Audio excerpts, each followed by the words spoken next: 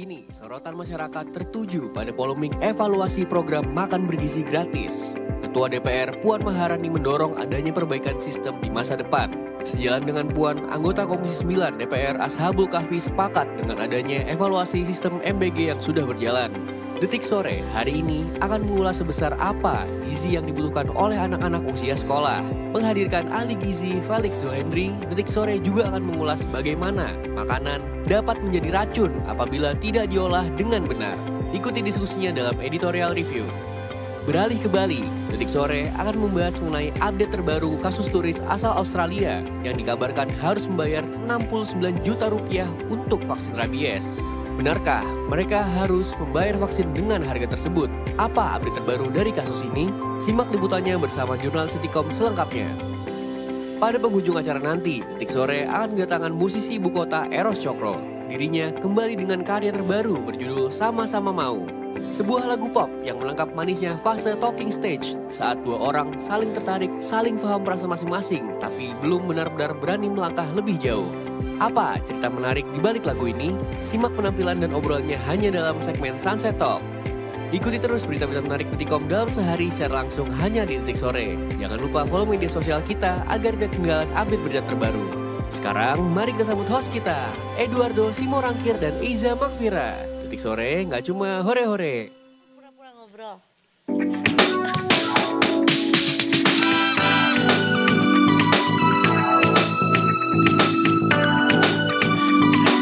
Gua kurang keliling aja kita. Kalau kita keliling kita pasti diangkut sama Teknovi. Ya nggak ada Tikers? Ada Detikers kayak emang kita nggak tahu. Itu cuma kayak gestur-gesturnya aja ya. Belum apa-apa udah pura-pura. Hah? Oh, pura-pura ngobrol. Takut banget. Enggak dong, ini enggak pura-pura Detikers. Kita beneran live ini buat Detikers semuanya. Menyapa lagi Detikers ya di sore hari ini tentunya juga bersama dengan kita dua sisi yang cukup berbeda ya, Yin and Yang.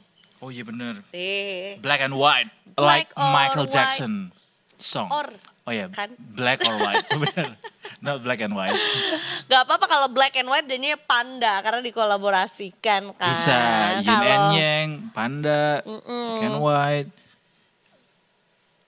Husnuzon dan Suzon. Benar.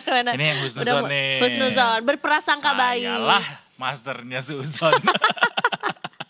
Jadi nggak apa-apa. Sebenarnya Suzon terus tuh juga sebenarnya di satu sisi bisa dipandang sebagai suatu perilaku yang siaga terus gitu. Oh gitu. Enggak Jadi juga nggak apa, sih. tapi nggak apa-apa nggak sih Suzon? Ya waspada aja. Itu sama dengan skeptis atau Iya, lebih ke prasangka buruk prasangka buruk ya. sebenarnya artinya ya. Justru secara- kita tuh harus berprasangka baik. Biar datangnya yang baik-baik ya nggak ada. Betul, makanya kita kita imbangi gitu ya hari ini dengan hitam dan putihnya juga. Hitam Biar dan nggak putih. hitam terus, biar nggak putih terus juga karena putih terus juga kayak Betul. bosen kali ya. In Italian we call this bianconeri. Oh, Hitam dan putih. cappuccino numero Numero uno. uno. Cuman tahu itu doang kalau Italian. Bianconeri nih kalau hitam putih. Oh. Kalau biru hitam nerazzurri. Kalau pink hijau Kak. Udah ya kemarin. Pink hijau 17+8. Pink hijau Palermo enggak dong. Palermo. Iya, aku lagi pakai sepatu kolak. Kasih tunjuk dong. Aduh, agak aneh ya. Kata Detikers kayak itu gestur yang gak It's perlu too tuh. late. No, it's not too late. Kita hari ini juga banyak sekali berita-berita yang memancing emosi Detikers. Hah? Belum apa-apa udah memancing emosi. Mancing emosi maksudnya tuh memancing detak jantung kita berdegup lebih kencang sehingga Seperti genderang mau perang sehingga lebih sehat jantungnya kita. Tapi kita akan kasih solusinya juga. Makanya bikin dar-der-dor gitu kali ya sebenarnya ya. Benar. Bikin ada yang sebetulnya meningkatkan adrenalin gitu ya. Ada yang memang juga bisa ditanggapi dengan kayak oh ya udah gitu aja. Adapun yang juga memang cukup membuat emosi naik turun gitu ya. Apalagi panas hari ini. Iya, beneran hari bikin ini emosi banget. I like today's weather actually. Ih, aneh banget suka panas-panasan. Emang kamu bule? Buleleng. Di Bali ya. Enggak juga, karena menurutku emang terik gitu ya, tapi teriknya bukan yang sangat mengganggu banget gitu loh. Walaupun memang kurang fair karena aktivitas aku juga emang kebanyakan juga dalam ruangan ya. Makanya aku juga didiagnosa kekurangan vitamin D. Memang. Oh iya, harus lebih banyak beraktivitas di luar ruangan. Benar, harus lebih banyak beraktivitas di luar ruangan, harus terkena matahari langsung ya kan. Next Karena time yoganya jangan di studio berarti. outdoor. Nah, Outdoor. weekend biasanya yang ada event. Keren. Bareng sama Anjas Mara dan Sofia Latjuba. Aku mau sih sebenarnya. Mereka mau nggak nerima gue? Nah, tapi kalau gue tuh untuk mengikuti kelas-kelas yoga tertentu dengan apa tuh kan yoga tuh sebenarnya ada style-stylenya juga, ada macam-macamnya lah. Termasuk juga ada level-levelnya. Nah, gue tuh untuk mencapai belajar dengan yoga level tertentu atau ketemu sosok tertentu tuh kayaknya gue harus melalui beberapa level dulu gitu. Kayak biar nggak malu-maluin banget lah. Ibaratnya level kemampuan berbahasa Inggris tuh sekarang levelnya apa? Intermediate? Toddler. Gagu. Cuma nanya dada. Masih phonics aja Iya. gitu ya kan. By body language Gak juga. apa-apa ya. Gak apa-apa. Mudah-mudahan Detikers juga menemukan banyak kegiatan, aktivitas, nggak cuman harus di luar ruangan, tapi sebenarnya bikin lebih energetik, lebih sehat gitu. Apa escape-nya minggu ini walaupun masih hari Selasa. Masih Rabu. Masih Rabu ya. Udah Rabu sih. Walaupun masih hari Rabu, mungkin udah ada rencana weekend. Kata gua mah weekend minggu ini semuanya orang-orang di Jakarta dan sekitarnya mendingan istirahat deh. Karena minggu depan dar-dar banget Jakarta. Ada apa aja sih? Ada Foo Fighters, Oh iya benar. ada Smashing Pumpkins, ada Synchronize, Oh iya. ada Mariah Carey. Oh iya. Ada siapa lagi ya? Dear upper millennials. Bukan Iya, younger iya, millennials ya, senior millennials ya. Kerahkan kekuatan dan pasukanmu di minggu-minggu depan di Jakarta. Karena sebenarnya Foo Fighters bisa dibilang nggak sering sih datang ke Indonesia, tapi sebenarnya mereka cukup produktif kan bandnya. Jadi sebenarnya lagunya banyak banget, tapi nggak tahu nanti mau dibawa ini yang mana gitu. Selain Best yang of the best legend-legendnya. lah. Best of the Kalau best ya. MP3 itu udah the greatest hits. Bener, atau radio plays Iya. gitu ya. Pokoknya kantong milenial akhir pekan depan tuh udah lemes. Dikuras abis. Iya. Mudah-mudahan karena bertepatan sama gajian juga sih, jadi nggak apa-apa ya. Iya. Dan udah dibayar juga kan, kalaupun ada yang beli pakai kartu kredit atau pay later, hopefully udah pada lunas tuh karena dari jauh-jauh hari kan belinya. Bener, tapi kalau nonton semua menurut gue bukan tipe-tipe orang yang gajian sih, tapi tipe-tipe orang yang ngegaji atau yang emang tiap hari itu Harusnya ya. masuk ya, Iya, ya. alias businessman gitu. Tapi ngomongin juga soal spending dan gajian-gajian, sebenarnya ini gue juga cukup kayak wow gitu ya, bahwa sebenarnya belanja negara itu tembus sampai 3.842,7 Udah 3.800 T ya. ya gitu. Zaman gue di Tapi lapangan emang masih sebenarnya 2000-an tuh. Rupiah 2000 T. 2.200 triliun, 2.500 Tapi triliun. memang setiap tahun anggaran atau ya pembelanjaan Belanjanya. negara tuh udah pasti naik kan. Udah pasti naik tuh belum tentu, tapi Oke. cenderung naik. Kecenderungannya pasti naik karena kebutuhannya semakin banyak dan hopefully sebenarnya penerimaannya juga semakin banyak juga gitu ya. Target penerimaan pasti semakin tinggi. Iya benar, dan melalui sidang paripurna DPR RI ya, rapat paripurna kemarin juga di masa persidangan 1 tahun sidang 2006-2025 ini. Salah satu agenda rapat yaitu adalah pengambilan keputusan terkait rancangan undang-undang tentang anggaran pendapatan dan belanja negara atau RAPBN 2026.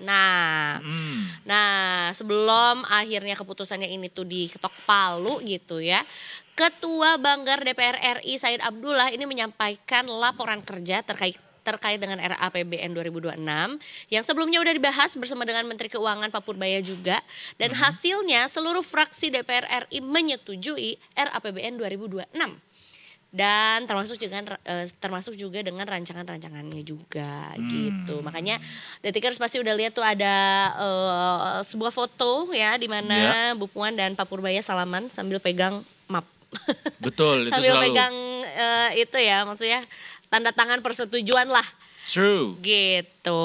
Jadi artinya RAPBN 2026 sudah diketok palu gitu ya, di paripurna, berarti udah jadi undang-undang.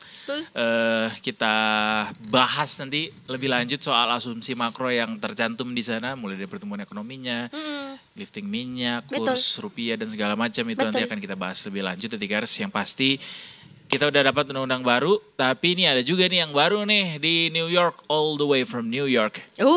Tapi sebelum kita ke New York, kita di Jakarta dulu kali ya. Kenapa? Ngasih tahu dulu ya kondisi lalu lintas saat ini juga bersama dengan rekan-rekan dari NTMC. Karena Brigadir Ade katanya udah siap banget untuk melaporkan kondisi lalu lintas sore hari ini. Brigadir Ade, selamat sore. Oh baby. Wow, sore Edo dan Eza. In the middle of the street, Brigadir Ade saat ini sedang ada di kawasan Semanggi, Jakarta Pusat. Is that true? Bener nggak, Brigadir Ade? Betul. Nah. Oke, baiklah karena ini bener ya cuacanya cerah ceria banget dan Brigadir Ade sampai glowing banget ya kena sinar matahari. Silakan kalau gitu Brigadir Ade untuk laporannya sore hari ini. Baik, terima kasih Edo dan Eza. Selamat sore Detikers. Saat ini saya berada di kawasan Semanggi, di mana kondisi arus lalu lintas pada sore hari ini dapat kita lihat bersama dari jalur arteri dari Cawang menuju ke arah Sleepy.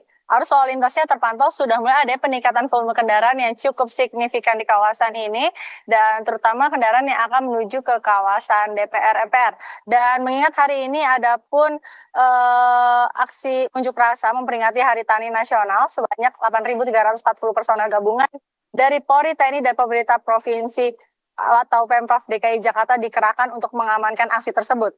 Dan kami pun menghimbau bagi masyarakat mewaspadai potensi kepadatan arus kendaraan di sekitaran lokasi dan juga rekayasa lalu lintas telah disiapkan melihat kondisi arus lalu lintas yang berada di lapangan dan rekayasa lalu lintas pun bersifat situasional dan apabila terjadi kepadatan pengendara dapat mengambil jalur alternatif lainnya dan terlihat juga di kawasan ini sudah ada petugas kami yang bersiaga untuk memperlancar arus lalu lintasnya dan antrian kendaraan juga terlihat di kawasan ini banyaknya kendaraan yang akan memasuki jalur tol dalam kota dan juga peningkatan volume kendaraan di jam pulang perkantoran serta adanya aksi demo di kawasan DPR MPR. Dan untuk arus lalu lintas dari arah sebaliknya, dari jalur arteri maupun dari jalur tol dalam kota juga terpantau adanya peningkatan volume kendaraan yang akan menuju ke arah Cawang. Harap bagi para pengendara untuk tetap berhati-hati dan tetap menjaga jarak aman kendaraan Anda. Bagi kendaraan yang akan menuju ke kawasan Kuningan, melintasi jalur Semanggi ini, arus lalu lintasnya juga sudah terpantau adanya peningkatan volume kendaraan yang cukup signifikan. Dan harap bagi para pengendara untuk cek kembali atribut berkendaraan Anda mengingat adanya kamera etle yang akan mengcapture segala aktivitas pengendara. Dan bagi pengendara yang melintasi jalur tol dalam kota, untuk cek kembali kondisi fisik kendaraan Anda pastikan dalam kondisi prima dan juga cek kembali saldo e-tol Anda pastikan terisi agar tidak terjadi antrian yang memanjang di gardu tol. Dan demikian informasi yang dapat kami sampaikan dan bagi Anda yang ingin mendapatkan informasi tentang kondisi arus lalu lintas terkini, Anda dapat menghubungi call center kami di 1-500-669 atau dapat melalui SMS Center di 9119. Stop pelanggaran, stop silakan, keselamatan untuk kemanusiaan. Indonesia tertib dan salam presisi. Demikian Brigadir Ade Sinda melaporkan. Selanjutnya kembali kepada Edo dan Eza di studio. Brigadir Ade seru nih kayaknya kalau kita tanya-tanya di tengah jalan gini. Satu pertanyaan aja sebelum kita berpisah. Masih ingat nggak film pertama Brigadir Ade di bioskop apa yang ditonton? Aduh lupa lagi. Pas pertama kali ke bioskop gitu pasti mungkin sama orang tua atau sama saudara. Iya, atau salah satu yang diingat deh. Iya. Mungkin Surat Kecil untuk Tuhan kali ya. Itu menangos sih ya benar menangos tuh di dalam bioskop udah pasti. Terima kasih banyak. Terima kasih banyak Brigadir Ade untuk laporannya sore ini. Iya. Terima kasih, selamat sore dan selamat bertugas kembali.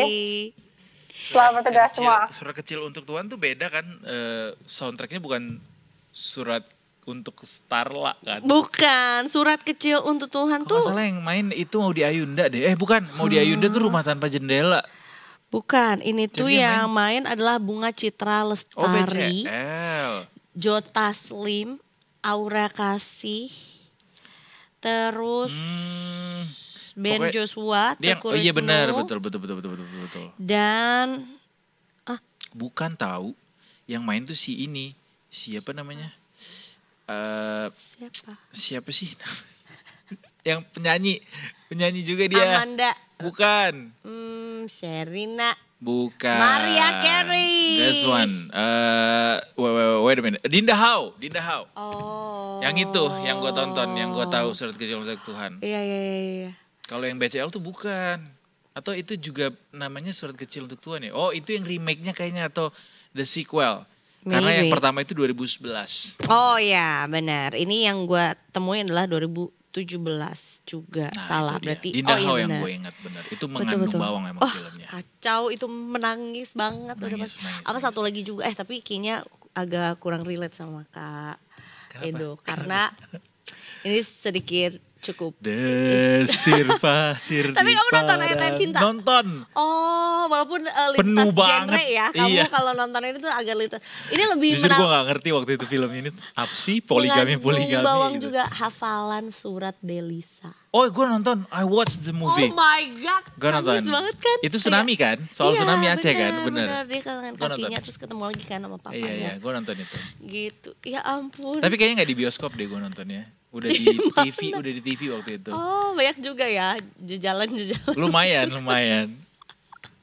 gue merhatiin Tapi film cukup dulu. ini gak, shattered gak? Kayak tercompang-camping gak hatinya pas nonton itu?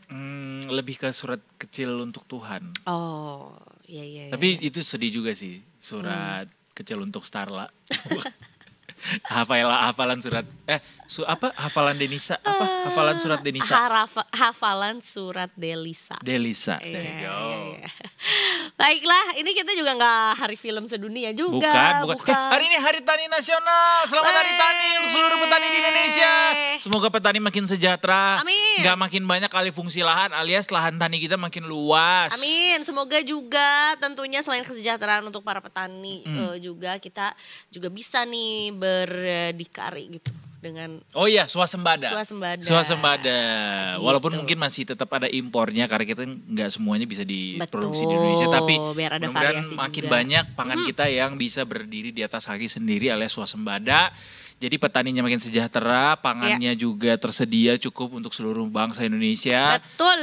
Harganya juga terjangkau, tapi tetap petaninya untung. Petaninya cuan dan panennya oke terus. Ya kan. Ini ada salah satu kegiatan menurut aku yang cukup menarik juga untuk warga Tasikmalaya ya.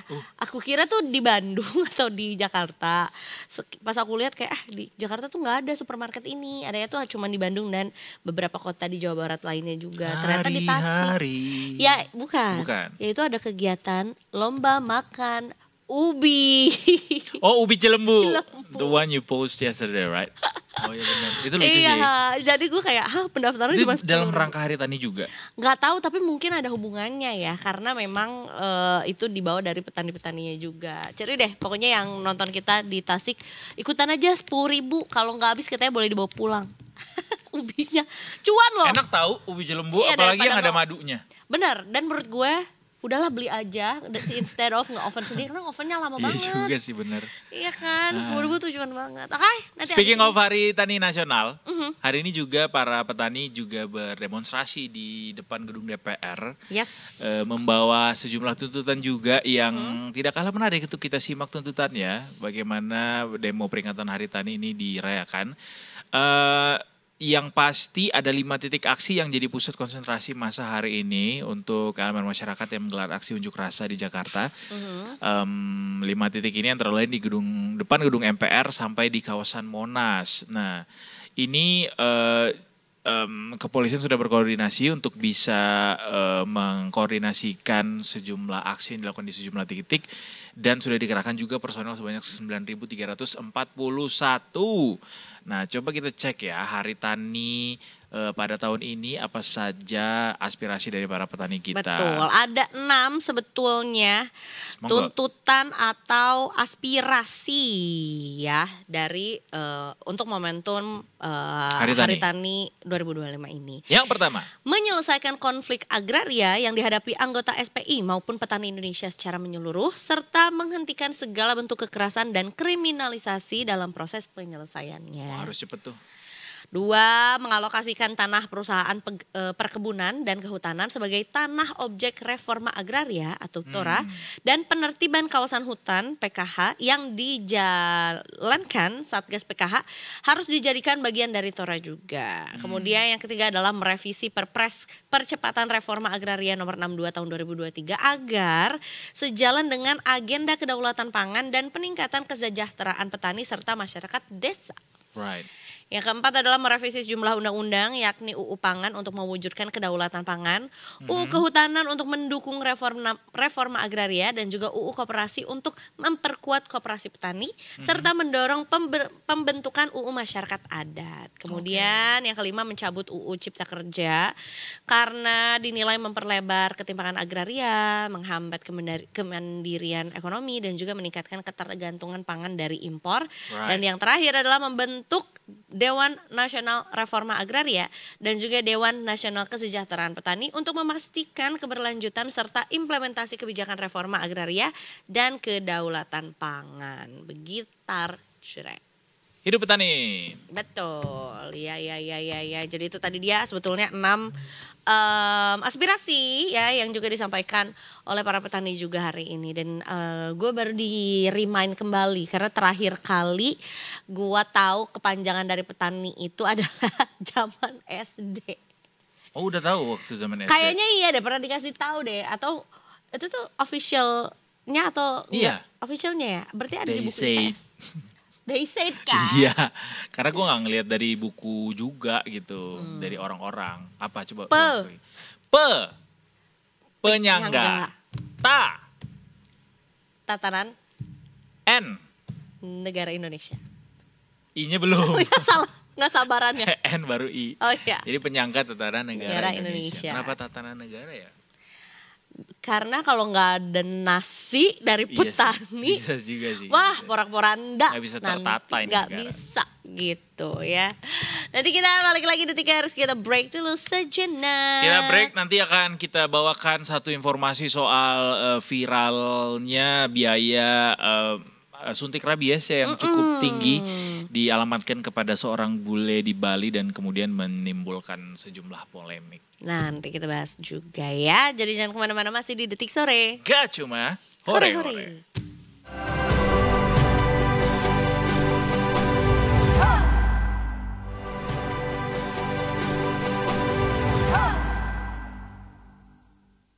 Indi di Bali. Welcome back to Detik Sore. Gak cuma hore-hore nih. Biar I aja belakangnya. Oke, Bli. Matur suksma. Kita mau mencari tahu apa yang sebetulnya terjadi di Bali. Seperti yang kita tahu juga bahwa Bali yang terkenal dengan keindahan alamnya, pemandangannya, budayanya, makanannya. Wah, ini nggak beres-beres sebenarnya listnya yang jadi tujuan wisata ke Bali. Betul. Termasuk juga ada daerah-daerah hutan-hutan ataupun daerah wisata yang memang masih atau cukup berdekatan dengan habitat apa tuh fauna yang ada di sana ya. Kalau nggak salah ada beberapa spot juga yang memang sengaja nih kita ketemu sama kera-kera ya atau kera ya. Kera nggak sih sebenarnya? Gue dengarnya tadi kera-kera tuh kayak kalau tahu di nasi nggak sih kalau nasi yang kerak ya. Kerak. Jadi kayak gue kebayang kerak nasi. Iya gitu. ya itu di Jakarta ya. Iya. Kerak telur. Kerak telur benar. Iya benar di Ubud ya biasanya. Betul, Monyet-monyet tuh ya banyak kan? di sana. Betul. Karena itu juga ini jadi salah satu sih. tempat yang kerap kali sebenarnya ditakuti sama orang-orang yang datang ke sana. Cuma penasaran juga kayak apa sih Monkey Forest tuh? Ya betul. Karena gede banget itu. Banyak juga sih Iya, sebenarnya. banyak juga. Tapi menurutku juga kalau aku sih ngerasanya itu adalah salah satu bentuk attraction juga. Walaupun memang pasti udah ada peringatan juga jangan ngasih makan ya kan. Jangan lihat matanya gini. Gak boleh. Jangankan ke monyet ya. Manusia ke manusia aja. Apa lu? Ngeliat-liat. Gak usah ngeliat deh. Ngelirik aja langsung kayak ngapain lu lihat-lihat gua? Iya. Apalagi ke monyet ya. Kayak gitu jadi. Dan memang ya perlu diakui juga kan itu sebetulnya aslinya adalah memang habitatnya mereka. Betul. Terus juga wisatawan kan semakin hari semakin banyak juga ke sana ya pasti nggak jarang lah 1-2 yang akhirnya baik disengaja maupun tidak disengaja tuh berinteraksi lah ya dan mungkin juga try to say hello atau salaman juga atau tertarik dengan yang katanya mereka tuh tertarik sama yang bling jadi kayak kacamata tuh kirain sesuatu yang kita gantung gitu. Iya mungkin juga ya kayak jantungan kunci. Tapi alhamdulillah gue beberapa kali kesana tuh nggak menarik, not even for. Iya kayaknya kayak banyak yang lebih bening di sini. Tapi salah satu yang cukup miris adalah ini satu interaksi yang sangat tidak diharapkan gitu ya. Yaitu adalah satu monyet yang menggigit seorang wisatawan. Turis Australia dan masih berusia anak-anak juga ya. Dan karena tentunya juga salah satu pertolongan pertamanya adalah langsung dibawa ke klinik gitu ya untuk diperiksa dan juga karena takut rabies itu ada vaksin rabies. Tapi ternyata ada rumor yang mengatakan bahwa harga yang harus dibayar untuk vaksin rabies itu harganya 69 juta. Ini kan cukup fantastis juga ya. Tapi kita mau cari tahu juga sebetulnya apa yang terjadi di sana. Makanya kita mau ceki-ceki ngobrol bersama dengan Kak Leona Wirawan. Selamat sore. Ini jurnalis dari Detik Bali. Selamat sore. Hai. Selamat sore Leona. Langsung nih dari perpustakaannya Monkey Forest. Jadi di belakang tuh adalah literatur dari simpanse, kera sampai kera sakti ada di situ ya Leona ya. Lagi di mana Kak Leona? Lagi di Klungkung gitu di kediaman pribadi. Oke, baik. Aku kira di Universitas Udayan. Enggak ya. Banyak ya bukunya seru banget. Iya. Kak Leona, betul kan sebetulnya ini adalah sebuah kejadian ada interaksi yang tidak diharapkan lah antara wisatawan yang kebetulan adalah wisatawan asal Australia juga dengan ya digigit gitu oleh seekor kera. Di mana sih Kak itunya kejadiannya?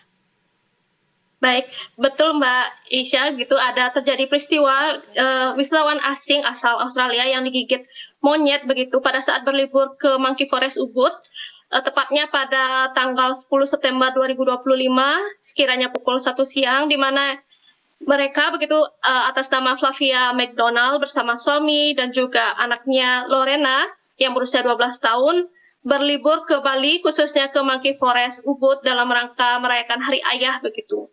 Karena menurut keterangan begitu ya dari portal berita asing gitu news.com.au yang dimana Flavia menyampaikan bahwa mereka datang ke Bali begitu dengan pertimbangan bahwa cuacanya lebih baik daripada tempat asal mereka Sydney begitu.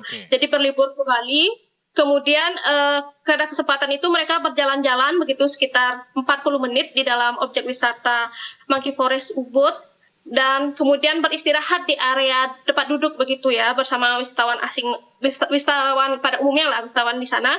Kemudian si monyet ini kemudian mendekati sang suami pada awalnya begitu ya langsung bertengger di bahu sang suami baru berlalu menuju ke putrinya Lorena yang berusia 12 tahun begitu. Karena supaya anaknya tidak panik begitu Flavina tentunya menenangkan si anak supaya tidak terjadi hal-hal yang buruk. Namun rupanya sesaat sebelum si monyet ini pergi begitu meninggalkan Lorena dia sempat menggigit bagian leher seperti yang ada di foto ini sehingga si Flavina begitu bersama keluarga langsung berkunjung begitu ke klinik untuk mendapatkan perawatan medis hingga ada ini isu yang menyatakan bahwa tagihannya sebesar 69 juta rupiah. Baik, jadi yang jadi polemik tuh karena diupload ke sosial media soal besaran tagihan penanganan gigitan monyet ini ya. Ya betul.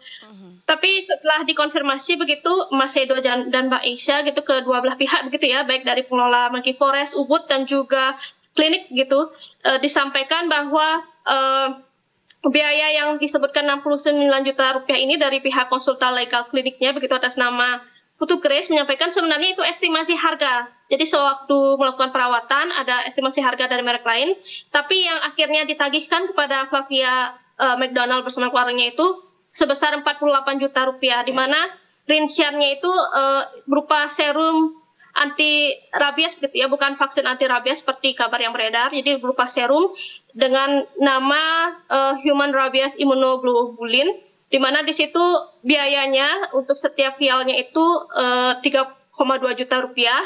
Dan Lorena sendiri karena pertimbangan berat badannya sebagai anak-anak itu membutuhkan 4 vial. Dengan juga biaya prosedur dan juga bahan habis pakai dalam arti di sini alat kedokterannya begitu, sehingga di total mencapai 48 juta rupiah sendiri itu. Baik, jadi sebetulnya total tagihannya adalah kurang lebih sekitar 48 juta rupiah juga yang meliputi dari perawatan dan juga obat-obatan lah ya gitu yang diterima oleh korban ini ya, sang anak berusia 12 tahun juga yang memang sebetulnya itu semacam obat yang diberikan agar tidak rabies gitu ya, karena kan apakah ada pemeriksaan dan segala macam juga yang dilakukan?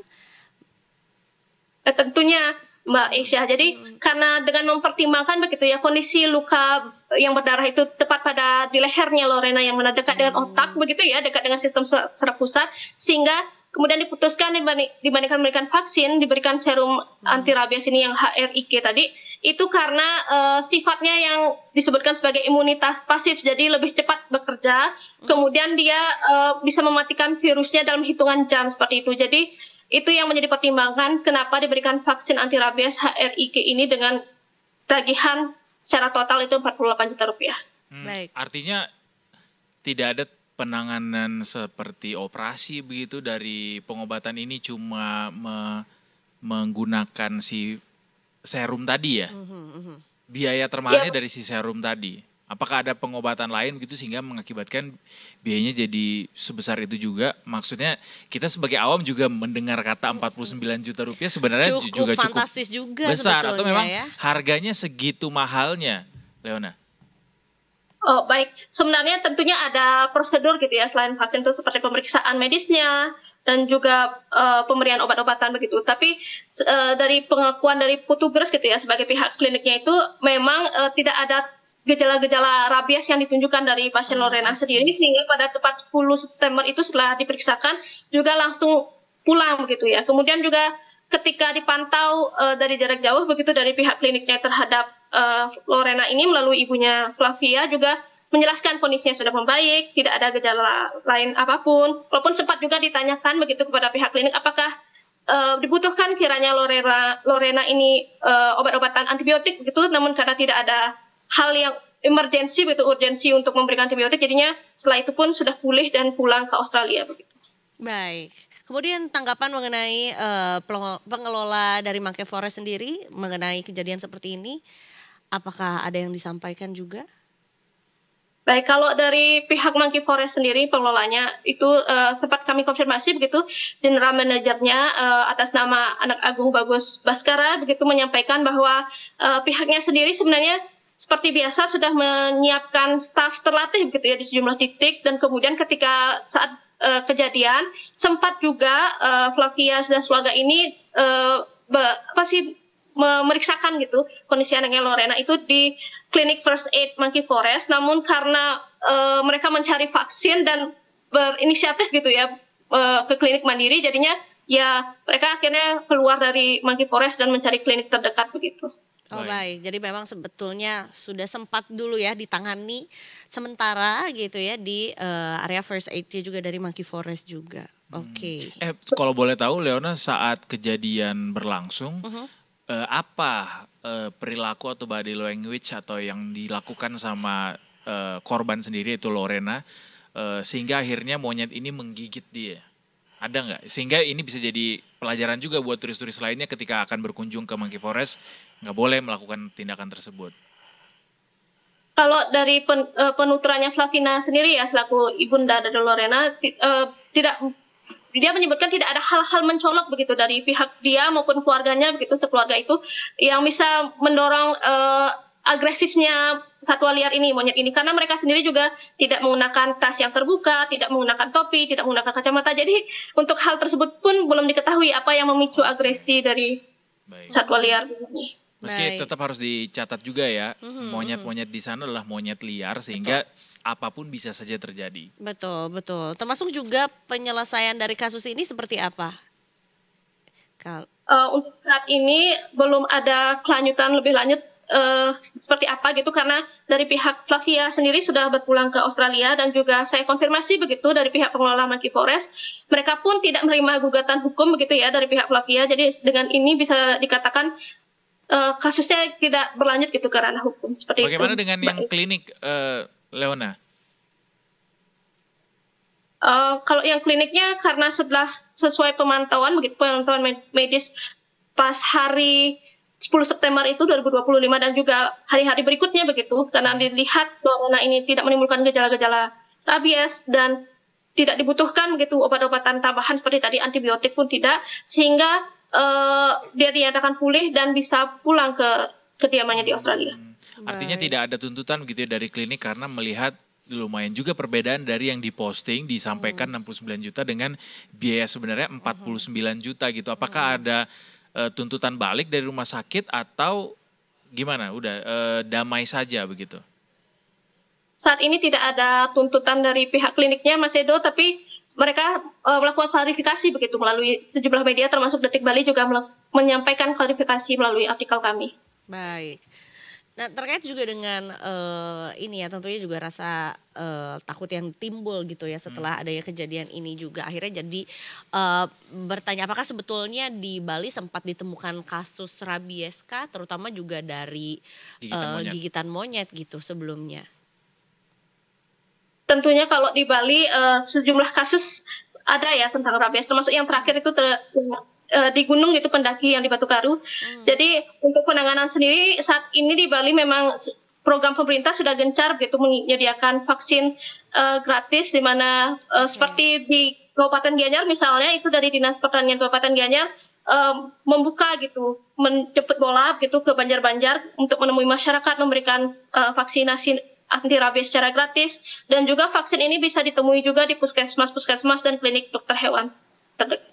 Baik, jadi memang sudah ada langkah juga ya yang dilakukan juga oleh pemerintah daerah setempat juga di Bali juga untuk masyarakat yang memang juga bisa dibilang cukup beririsan gitu ya, atau sering berinteraksi juga gitu ya dengan hewan liar gitu. Jadi udah ada datanya nggak masyarakat di sana apakah sebetulnya sudah lumayan banyak gitu yang sudah tercover dengan vaksin rabies di sana?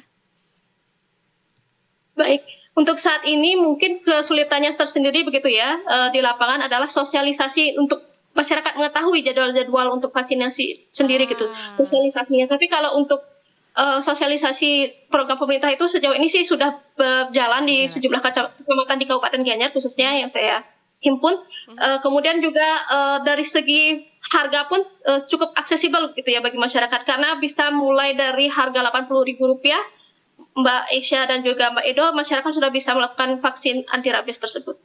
Baik, baik. Jadi sebetulnya masyarakat pun juga sudah ada ya aksesnya juga, tinggal dicari tahu juga jadwal-jadwalnya di puskesmas mana saja yang juga menyediakan, termasuk juga cukup ini ya terjangkau lah, mulai dari 80.000 ya daripada namanya juga vaksin ya. Betul, mencegah lebih baik daripada mengobati. Betul, baik kalau begitu. Terima kasih Leona untuk laporannya dan juga ngobrol-ngobrolnya sore hari ini. Kita nantikan informasi-informasi menarik lainnya dari Detik Bali ya. Selamat sore. Kak Leona, selamat sore. Selamat lanjut baca. Dinantikan kita main ke Bali ya. Di Klungkung ternyata beliau. Tadi gue jadi sempat kayak, kan aku tuh orangnya terlalu reaktif ya akan sesuatu. Jadi kayak, terus gimana dong? Udah ada gitu kan vaksinnya. Terus setelah gue pikir-pikir kenapa gue harus vaksin, orang jarang juga ketemu hewan liar, kenapa harus takut. Walaupun sebenarnya yang namanya vaksin kan namanya apa tuh pencegahan tuh istilahnya ya pencegahan lah ya. Iya, antisipatif. Antisipasi mitigasi risiko. Langkah antisipatif gitu. Langkah antisipasi. Langkah antisipasi itu sifatnya antisipatif. Ya, benar. Nah, antisipatif itu adjektif ya. Bener. Antisipasi itu kata kerja. Bener. Jadi gak boleh nggak boleh anti vaksin. Antipati juga nggak boleh. Antipati ya kan. Jadi kalau anti tapi boleh. Dengerin albumnya Rihanna, bagus banget tuh isinya. Entai. Iya, entai bacanya ya. Tapi juga jadi kayak latah banget pengen vaksin. Tapi kan siapa tahu kita ke Monkey Forest. Tapi mahal banget tahu itu serumnya 49 juta juga itu tetap mahal. Benar. Mahal banget. Jadi daripada bahkan itu mungkin bisa beli sepetak Monkey Forest yang 49 juta. Nggak ada yang bercanda. Tapi maksudnya itu tetap angka yang luar biasa gitu. Walaupun beda dengan yang 69 juta. Kalau mau murah tuh ini serum brightening. Makanya alhamdulillah ya, berarti kalau orang belum pernah diapa-apain sama monyet setiap kali berkunjung ke Monkey Forest diapa-apain. Tapi bener gak sih? Digangguin diapa-apain. Iya tahu maksud gua. Pernah gak diapa-apain? Disengin monyet pernah gak?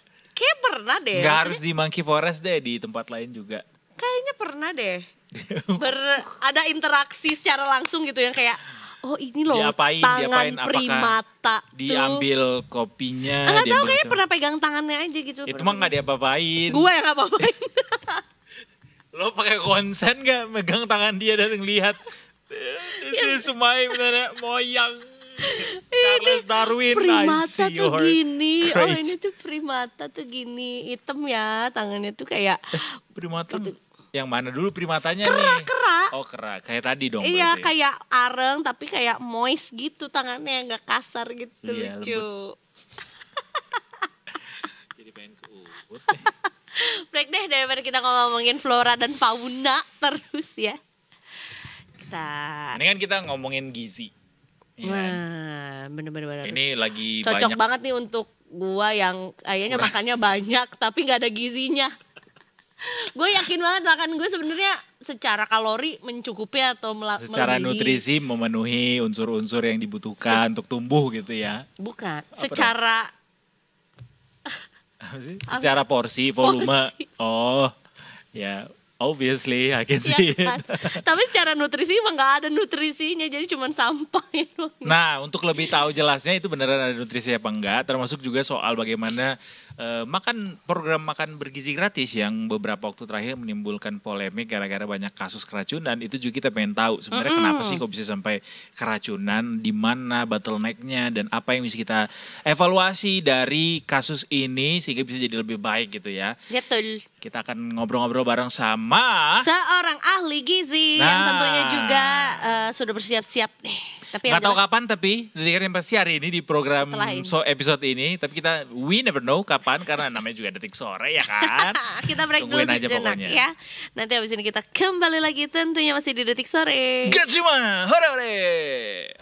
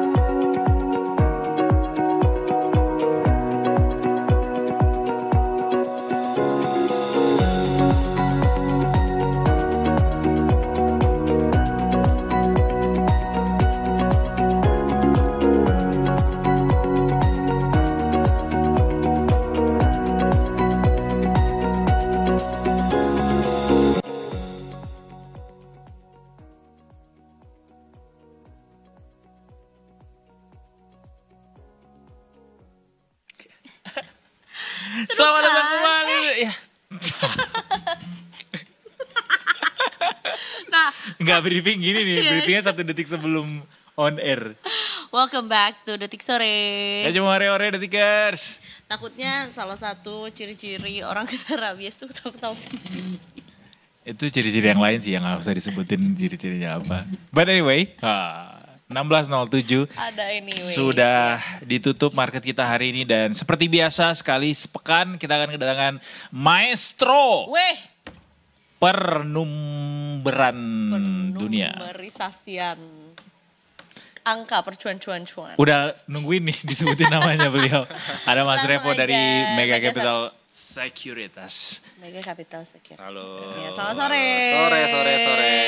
Banyak bercandanya sore ini, nggak apa-apa lah ya. Yang penting Aman aja. hijau-hijau hari ini. Iya. Mas Revo, pertanyaan pertama adalah kalau Mas Revo punya perusahaan sekuritas sendiri, pengen namain apa namanya? RVO. Gampang aja ya. RVO. Security. Revo Security. Sekuritas. Oh iya, iya. Menyediakan satpam untuk seluruh gedung perkantoran di Jakarta Nah, itu Selatan. tapi kan juga sebuah Iya sih, bagus kans tuh. juga. Iya. Banyak tahu orang yang nyediain apa jasa pengamanan gitu Third party kayak. Benar. Iya, Mau iya, itu iya. skalanya misalnya buat kantor-kantor, maupun juga buat pribadi. Perorangan, siapa tahu ya, iya, orang-orang penting, ya. bener. Atau biar Mungkin, buat ya. gegayaan aja, jadi hiringnya per hari gitu. Jadi Gegayaan. butuh Jadi- dikawal pas Iya, ngambil iya. rapot misalnya. Ajudan gitu ya. Ya, Judan. Tolong Boleh saya, ini payungin saya. tarikin di jari telunjuk saya soalnya Sampai lagi. bunyi. Iya benar, dikretek. Tapi kita nggak bahas soal kretekan. Kita akan bahas soal market hari ini yang steady terus di angka 8.000 nih dari awal pekan ya. Dari pekan kemarin bahkan kayaknya. Iya. Tapi hari ini gimana? Udah ditutupnya di 8.000 lagi kah Mas Revo? 8.126. Tuh udah 8.100. Ih. Apa yang ATH membuat ini, ATH. orang-orang pada aku akan jajan lagi. Tipis jajan sih lagi, sebenarnya jajan kenaikannya lagi. 0,02% gitu. Bahkan sempat ada momen turun dulu ya tadi pagi pada saat Tadi pagi awal setengah 10 dibuka. ya. Berapa transaksi? Total transaksi 38 T. betul. Gede juga tuh Mas. Siapa yang tiba-tiba belanja? Belum tanggal ketahuan. dua Pertanyaan ini. siapa susah ya Belum jawabnya. ketahuan ya. Kalau pertanyaan siapa. Cuma kalau intinya ini kan all time high ya 8.100-an ini Iya. dan kenaikannya kalau menurut saya sebenarnya sudah mulai agak-agak relatif terbatas. Jadi kalau kita bicara ada namanya salah satu metode namanya Elliott Wave ya, EW gitu. Jadi Elliott Wave itu melihat kayak gelombang gitu, 1, 2, 3, 4, 5 seperti itu. Dan ini sudah mulai agak-agak gelombang-gelombang akhir. Jadi memang sudah mulai oke. agak Berarti mau riskan melandai nih. Udah mulai agak riskan untuk dia possibility untuk dia naik lagi itu lebih kecil gitu. Jadi udah mulai kayak below 50% lah possibility untuk naik Oke. lebih tinggi lagi. Meskipun memang kemarin ada net foreign inflow, tapi kalau kita tarik agak panjang sebetulnya masih outflow aja gitu ya. I see. Dan memang kalau tidak bisa dipungkiri juga sentimen yang ada di tanah air saat ini itu sebetulnya memang cukup positif. That's why juga makanya ISG ya terus ya di atas 8.000, 8.050, 8.100-an ya kayak gitu terus.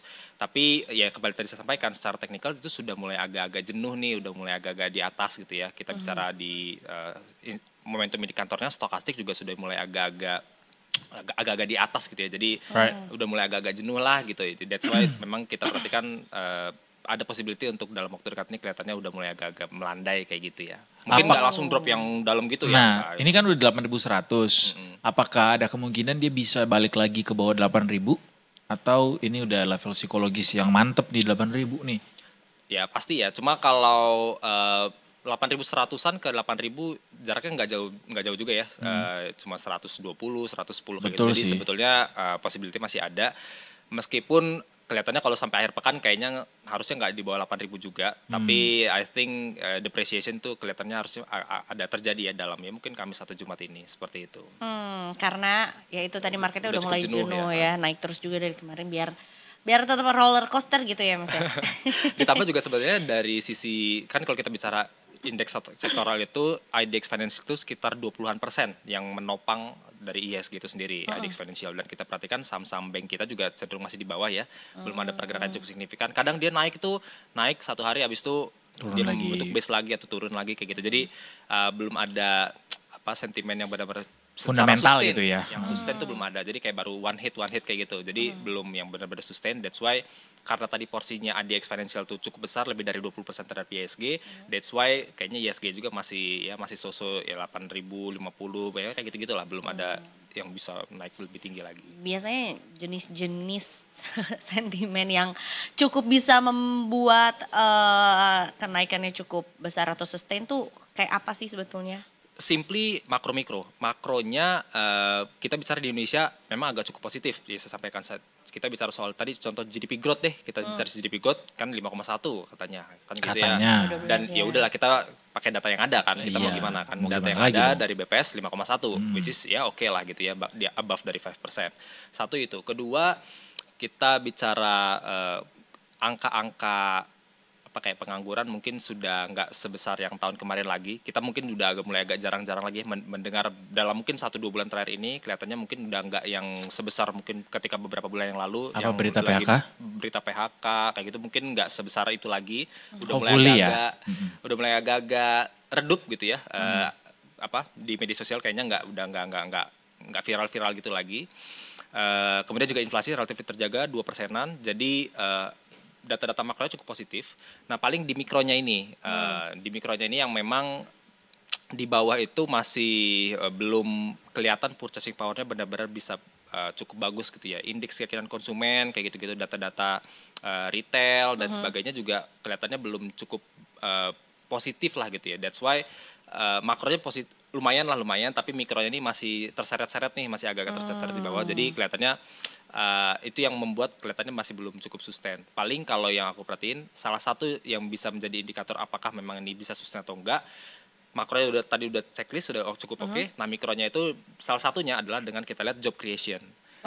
Apakah sudah mulai banyak perusahaan yang berani melakukan ekspansi dan merekrut, open recruitment ya, oprek ini kalau sudah semakin banyak, semakin lebar, dan bukan hanya terfokus atau terkonsentrated 1-2 industri, 1-2 sektor, tapi banyak nih, jadi misalkan healthcare-nya ada, finansialnya ada, properti lah, macam-macam semua sektor tuh mulai ekspansi, mulai open recruitment, banyak orang, nah itulah menjadi pertanda nanti mikronya udah mulai jalan nih, karena mereka sudah punya duit. Jadi mereka udah nganggur, mereka sudah punya duit, produktivitas perusahaan naik, mereka bisa konsum karena mereka punya duit tadi ya, mereka punya saving, mereka bisa invest, mereka bisa konsum dan sebagainya. Itu baru gerak lagi ekonominya. Ya 5% lebih itu possible banget ya GDP growth di atas itu. Tapi yang terjadi sebenarnya belum ada angin-angin yang ke arah sana ya. Iya. Tapi government sudah, ya semuanya ya, kredit kan diharapkan bisa tumbuh dengan adanya 200T itu. Setuju. Ke bank-bank Himbara, ada 5 bank itu kan. Jadi dengan itu diharapkan tumbuh lagi nih kredit-kreditnya kayak gitu. Iya. Dari luar sepertinya dampak dari Fed kemarin ngemangkas dan juga BI juga konfidensialnya Bank Indonesia gitu untuk likuiditas kah, untuk penyaluran kredit juga nambah sentimen kuat buat makro ya Mas ya? Harusnya ya pasti dan kita itu kalau dari MCS sendiri proyeksinya masih ada lagi potensi pemangkasan lagi di beberapa bulan ke depan, either Oktober November atau November Desember ya pasti. Jelas di Q4 itu harusnya masih ada chance untuk dilakukan pemangkasan lagi karena The Fed sendiri kelihatannya masih ada lagi kemungkinan untuk memangkas lagi di sisa tahun ini. Sampai berapa kali kira-kira sampai akhir tahun?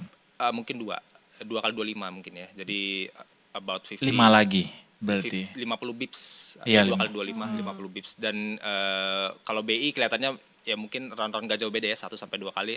Tapi kelihatannya kalau ngelihat kondisi rupiah sekarang depresiasinya cukup signifikan. Dan kita sebenarnya dari awal tahun itu sudah cukup banyak nih mangkas nih. Bulan Januari, bulan Mei, Juli, Agustus, September mangkas juga. Jadi kelihatannya mungkin kita 1 kali ya. Karena kalau nanti banyak lagi, mungkin 2 atau bahkan nanti lebih. makin lemah rupiahnya. 17.000 mungkin takutnya rupiah kita gitu. Masih dinantikan lagi gitu ya. Biasanya kalau menuju ke akhir-akhir tahun suka ada stimulus-stimulus gitu Mas yang dilakukan? Harusnya akan digenjot soal government spending karena saat ini kayak contoh MBG aja tuh baru dikit. Saya agak lupa persisnya berapa tapi yang kan nanti kalau nggak cepet ditarik sama Pak Purbaya sama habis itu statement kayak gitu kan saya masukin ke trans semuanya enggak dong ya beda cerita kalau itu gitu. Jadi memang saya rasa dengan ada statement dari Pak Purbaya itu sendiri seharusnya dari pihak kementerian ya para menteri ya itu harusnya juga mereka dengan gencar di sisa mungkin 3 bulan terakhir ini di tahun ini dengan gencar mereka spend uang ya. Jadi harapannya government spending itu cukup besar di sisa akhir 2025 ini. Ketika itu terjadi harusnya yaitu roda ekonomi bisa jalan. Jadi kalau saya pribadi ngelihat kondisi yang dengan adanya pergantian dari Kementerian Keuangan, kemudian juga kebijakan yang ada semuanya secara garis besar, secara holistiknya seperti apa, itu angka 5% justru possibility-nya jadi lebih besar nih kondisinya untuk kemungkinan tercapai di akhir tahun dengan segala segala pro growth dari segala instansi melihat. Itu udah proyeksinya MCS tuh memasukkan variabel-variabel yang masih saya pribadi sih. Okay. Masih saya pribadi sih. Kelihatannya ada. Kalau ngelihat gaya-gayanya nih mendekati atau ya 4,9 atau di 5% itu kayaknya masih lebih besar kemungkinannya terjadi dengan kondisi yang ada saat ini seperti itu. Gokil ya. Dalam waktu singkat Pak Purbaya memberikan optimisme bahwa ekonomi Indonesia bisa tumbuh setidaknya 5% gitu dari yang tadinya. Soalnya luar biasa sih. Semua cukai rokok juga kan mau diberantas yang ilegal, terus bisa jadi ada wacana soal either dia mau diturunkan atau mungkin naiknya nggak senaik yang proyeksi sebelumnya. Meskipun gitu. semua masih wacana ya Mas ya. Yang baru terlaksana cuma yang 200 T doang. Kan harus dikalkulasi ulang nih dari Kementerian Keuangan sendiri apakah nanti ngaruh ke revenue-nya dari industri rokok atau seperti apa dampaknya ke pendapatan negara kayak gimana. Itu kan harus dikalkulasi dari Kemenko. Katanya udah ada angka sementaranya belum sih dari 200 T itu udah penyerapannya atau yang udah nyampe ke masyarakatnya itu berapa? Enggak, belum ada. Belum dengar. Dari ke gue sih belum ada. Kan belum ngambil kredit Bapak. Kira-kira apa ya kredit yang bagus ya sekarang ya? Kan udah turun nih bunga. Hah? Ya KPR juga harusnya sih lebih rendah. Belum turun. Tuh turunin. Bang, Pelan-pelan turunin dong bunganya. Walaupun beli sekarang bunganya masih bunga flat sih harusnya. Iya. Oke, daya beli masih menjadi tanda tanya buat kita walaupun ya masih on the way lah ya. Setidaknya makro bisa jadi punya sentimen positif yang bisa jadi pendorong nanti di makro juga gitu. Dari luar apa yang saat ini sedang diwanti-wanti yang kemungkinan bisa jadi batu sandungan buat market kita? Angka inflasi US, baik itu yang CPI inflation headline-nya ataupun yang PCE-nya. Karena The Fed itu biasanya ngelihatnya yang lebih ke PCE-nya ya, instead of yang CPI. Balik lagi berarti The Fed ujungnya nanti ya? Karena dia namanya superpower ya, negara paling besar dan ya bank sentralnya dia sangat diperhatikan oleh bank sentral negara lainnya termasuk Indonesia. Jadi inflation ini yang jadi pertimbangan apakah sudah melanjutkan tren penurunan atau enggak. Kalau tiba-tiba naik lagi ya mungkin nggak sampai 2 kali 25 tapi mungkin cuma 25 bips cut rate-nya. Atau dia turun banget, dia jadinya nurunnya sampai 4 kali 0,25. Kayaknya nggak tahu deh ya, tapi kayaknya sih susah ya 4 susah kali 25. Ya. Kayaknya dan susah juga kayaknya inflasinya turun ya dengan tingkah laku presidennya yang begitu mengesankan itu. Sehingga kayaknya agak sulit untuk mengharapkan inflasi Amerika tuh turun gitu. Dengan cepat. Dengan cepat kayaknya agak susah sih. Dan memang data tenaga kerja di sana juga cenderung lemah. Jadi saya cukup yakin sebenarnya ini akan mengalami penurunan lagi suku bunga di Q4 tahun ini. Tapi lebih ke jumlahnya sih. Tapi kalau kita bicara keyakinan apakah akan diturunkan di sisa tahun ini, saya cukup yakin akan diturunkan harusnya. Karena data tenaga kerja emang amburadul ya, cukup lemah gitu ya. Oke. Kita nantikan ISG yang pasti kemungkinan diproyeksi mungkin boleh support sama resistensinya Mas di 8.050 pasti. Akhir pekan deh. Ya 8.050 itu potensi pelemahannya ke situ, support di dia dari sekitar 8.050, resisten di 81.50. 8150. Bukan N150 ya? Bisa dong. Bisa. Makasih Mas Revo. Thank you Mas Revo. Mas Revo Gilang, equity analyst dari Mega Capital Securities. Yang kalau punya perusahaan sekuritas sendiri namanya Revo Security. Kira Revo aja. Ya udah kalau begitu Detikers, nanti habis ini kita masih akan lanjut lagi. Masih ada yang seru-seru juga dan juga penuh nutrisi ya. Penuh nutrisi. Seru banget bakalan obrolan yang satu ini karena kita cukup sering mendengarkan beliau membuat konten-konten soal bagaimana seharusnya nutrisi itu harus dijaga, diperlukan, dipenuhi. Ya banyak deh yang akan kita obrolin pasti. Habis ini Detikersnya tetap di Detik Sore. Enggak cuma hore-hore.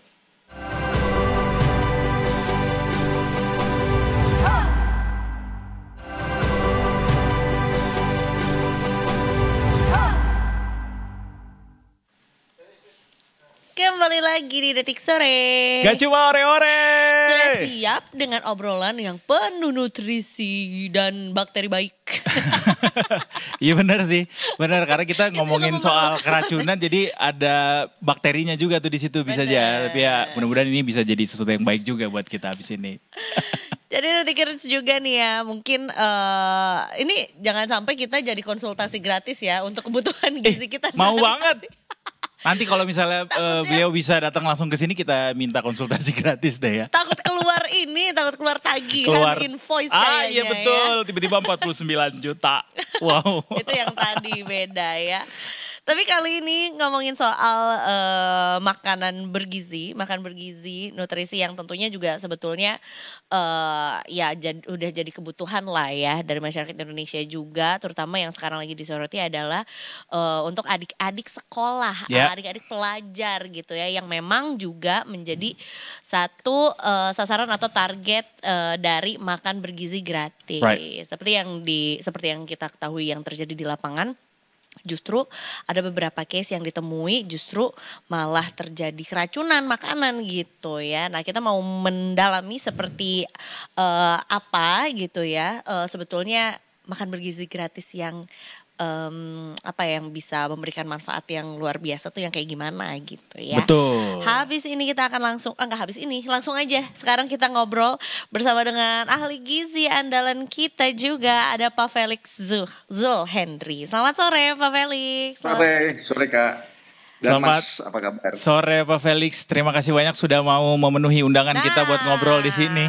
Wow. Oh, thank you. Shining, shimmering, splendid dengan Pak Felix yang saat ini hadir untuk memberikan kita pencerahan ya. Pencerahan soal bagaimana sebenarnya diskursus soal gizi dari atau kasus keracunan yang ada saat ini pada program makan bergizi gratis itu sebenarnya dari sisi nutrisi itu apa sih yang jadi bottleneck gitu, apa sih yang jadi masalah gitu, kenapa kok bisa banyak kasus keracunan saat ini. Video penjelasan dari Pak Felix juga viral saat ini ya, dan supaya kita juga pengen tahu juga dari sisi nutrisionis, ahli gizi, influencer juga. Dokter, Pak Felix mau disebut apa? Kalau gue sih disebut influencer ngawur ya. I like influencer that. Titik aja deh, jangan pakai ngawurnya dong. Kerjaan gue sih scientist ya, part-time scientist. Ya, scientist. Jadi banyak sekali juga nge-share soal jurnal-jurnal ilmiah gitu yang terbaru untuk bisa jadikan pelajaran juga ya, penelitian juga. Nah soal ini Pak Felix, soal makan bergizi gratis yang saat ini banyak dilanda kasus keracunan gitu. Sebenarnya dari sisi sudut pandang ahli nutrisi gitu atau ahli gizi, apa sih yang menyebabkan makanan itu bisa jadi sumber racun gitu buat tubuh kita sehingga mengalami kasus keracunan, Pak Felix? Jadi kan ini permasalahannya adalah sebenarnya bukan dari sisi nutrisi ya, ini permasalahan dari sisi food safety dan food handling. Right. Jadi gimana kita itu menghandle makanan baik itu sebelum dan sesudah dimasak. Ya, jadi itu permasalahannya. Jadi contohnya kalau kita ngelihat permasalahan dengan dapur MBG contoh, satu dapur itu harus handling mungkin ribuan makanan gitu, ribuan paket, ya kan. Jadi kita harus pertanyain gimana cara mereka itu, ada nggak SOP pada saat penerimaan fresh ingredients. Jadi pada saat kita terima fresh ingredients pun itu sebenarnya SOP-nya macam-macam ya. Contoh kalau kita terima protein, kita terima daging. Apakah daging itu diterima dalam bentuk beku, dalam bentuk suhu ruang, apakah itu di chill atau segala macam, itu berpengaruh sekali. Apalagi kalau sana kita ngelihat daging-daging, contohnya lah protein ataupun sayur dan segala macam ya. Temperature control itu yang paling utama, Mas dan Kak. Maksudnya begitu kita terima suatu bahan makanan, di mana temperature-nya, dan pada saat kita memproses, apakah pada saat kita memasak itu temperature itu cukup tinggi untuk matiin semua bakteri. Dan pada saat kita penyimpanan, kan setelah dimasak kan nggak mungkin langsung dibawa ke anak-anak itu kan. Kan ada suhu pada saat kita nunggu. Nah pada saat kita nunggu makanan itu untuk diantar, itu juga sebenarnya ada kriterianya. Itu makanan harus di bawah 5 derajat atau di atas 60 derajat. Jadi kita nggak boleh di antara 5 sampai 60 derajat. Nah, begitu makanan itu dibiarin begitu aja di suhu antara 5 derajat sampai 60 derajat. Nah, di situ bakteri-bakteri dan virus-virus bisa tumbuh. Dan kontaminasi itulah yang paling rentan di situ. Jadi permasalahannya adalah permasalahan di handling itu ya, atau treatment dari makanannya sendiri. Betul, bukan dari sisi nutrisi sebenarnya. Jadi permasalahannya adalah di food handling itu. Ya, berarti ini ada faktor pengawasan begitu ya yang bisa dikatakan mungkin kurang ketat gitu sehingga ada loss dalam perjalanannya, atau seperti apa yang dilihat dari Pak Felix sendiri?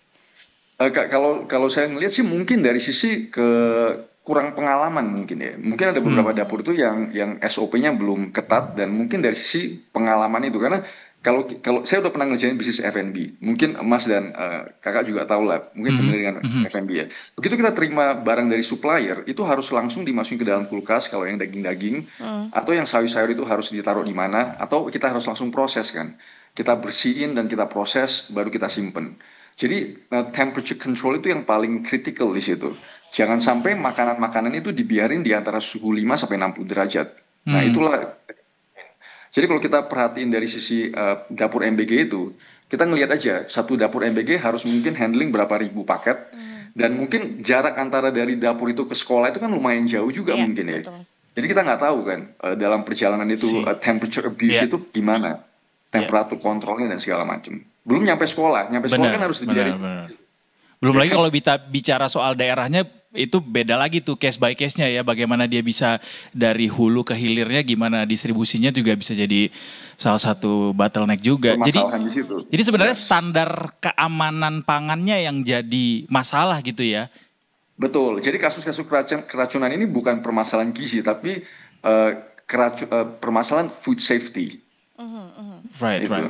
Jadi ya karena penyediaannya juga atau yang harus disediakan tuh cukup banyak jumlahnya, sementara kapabilitas dapurnya juga mungkin bisa jadi salah satu yang kurang begitu, karena yang setahu yang gue cek juga dari total dapur MBG yang ditargetkan tuh memang masih jauh dari targetnya, walaupun juga yang sudah dilayani sampai saat ini juga belum menyeluruh sih ya.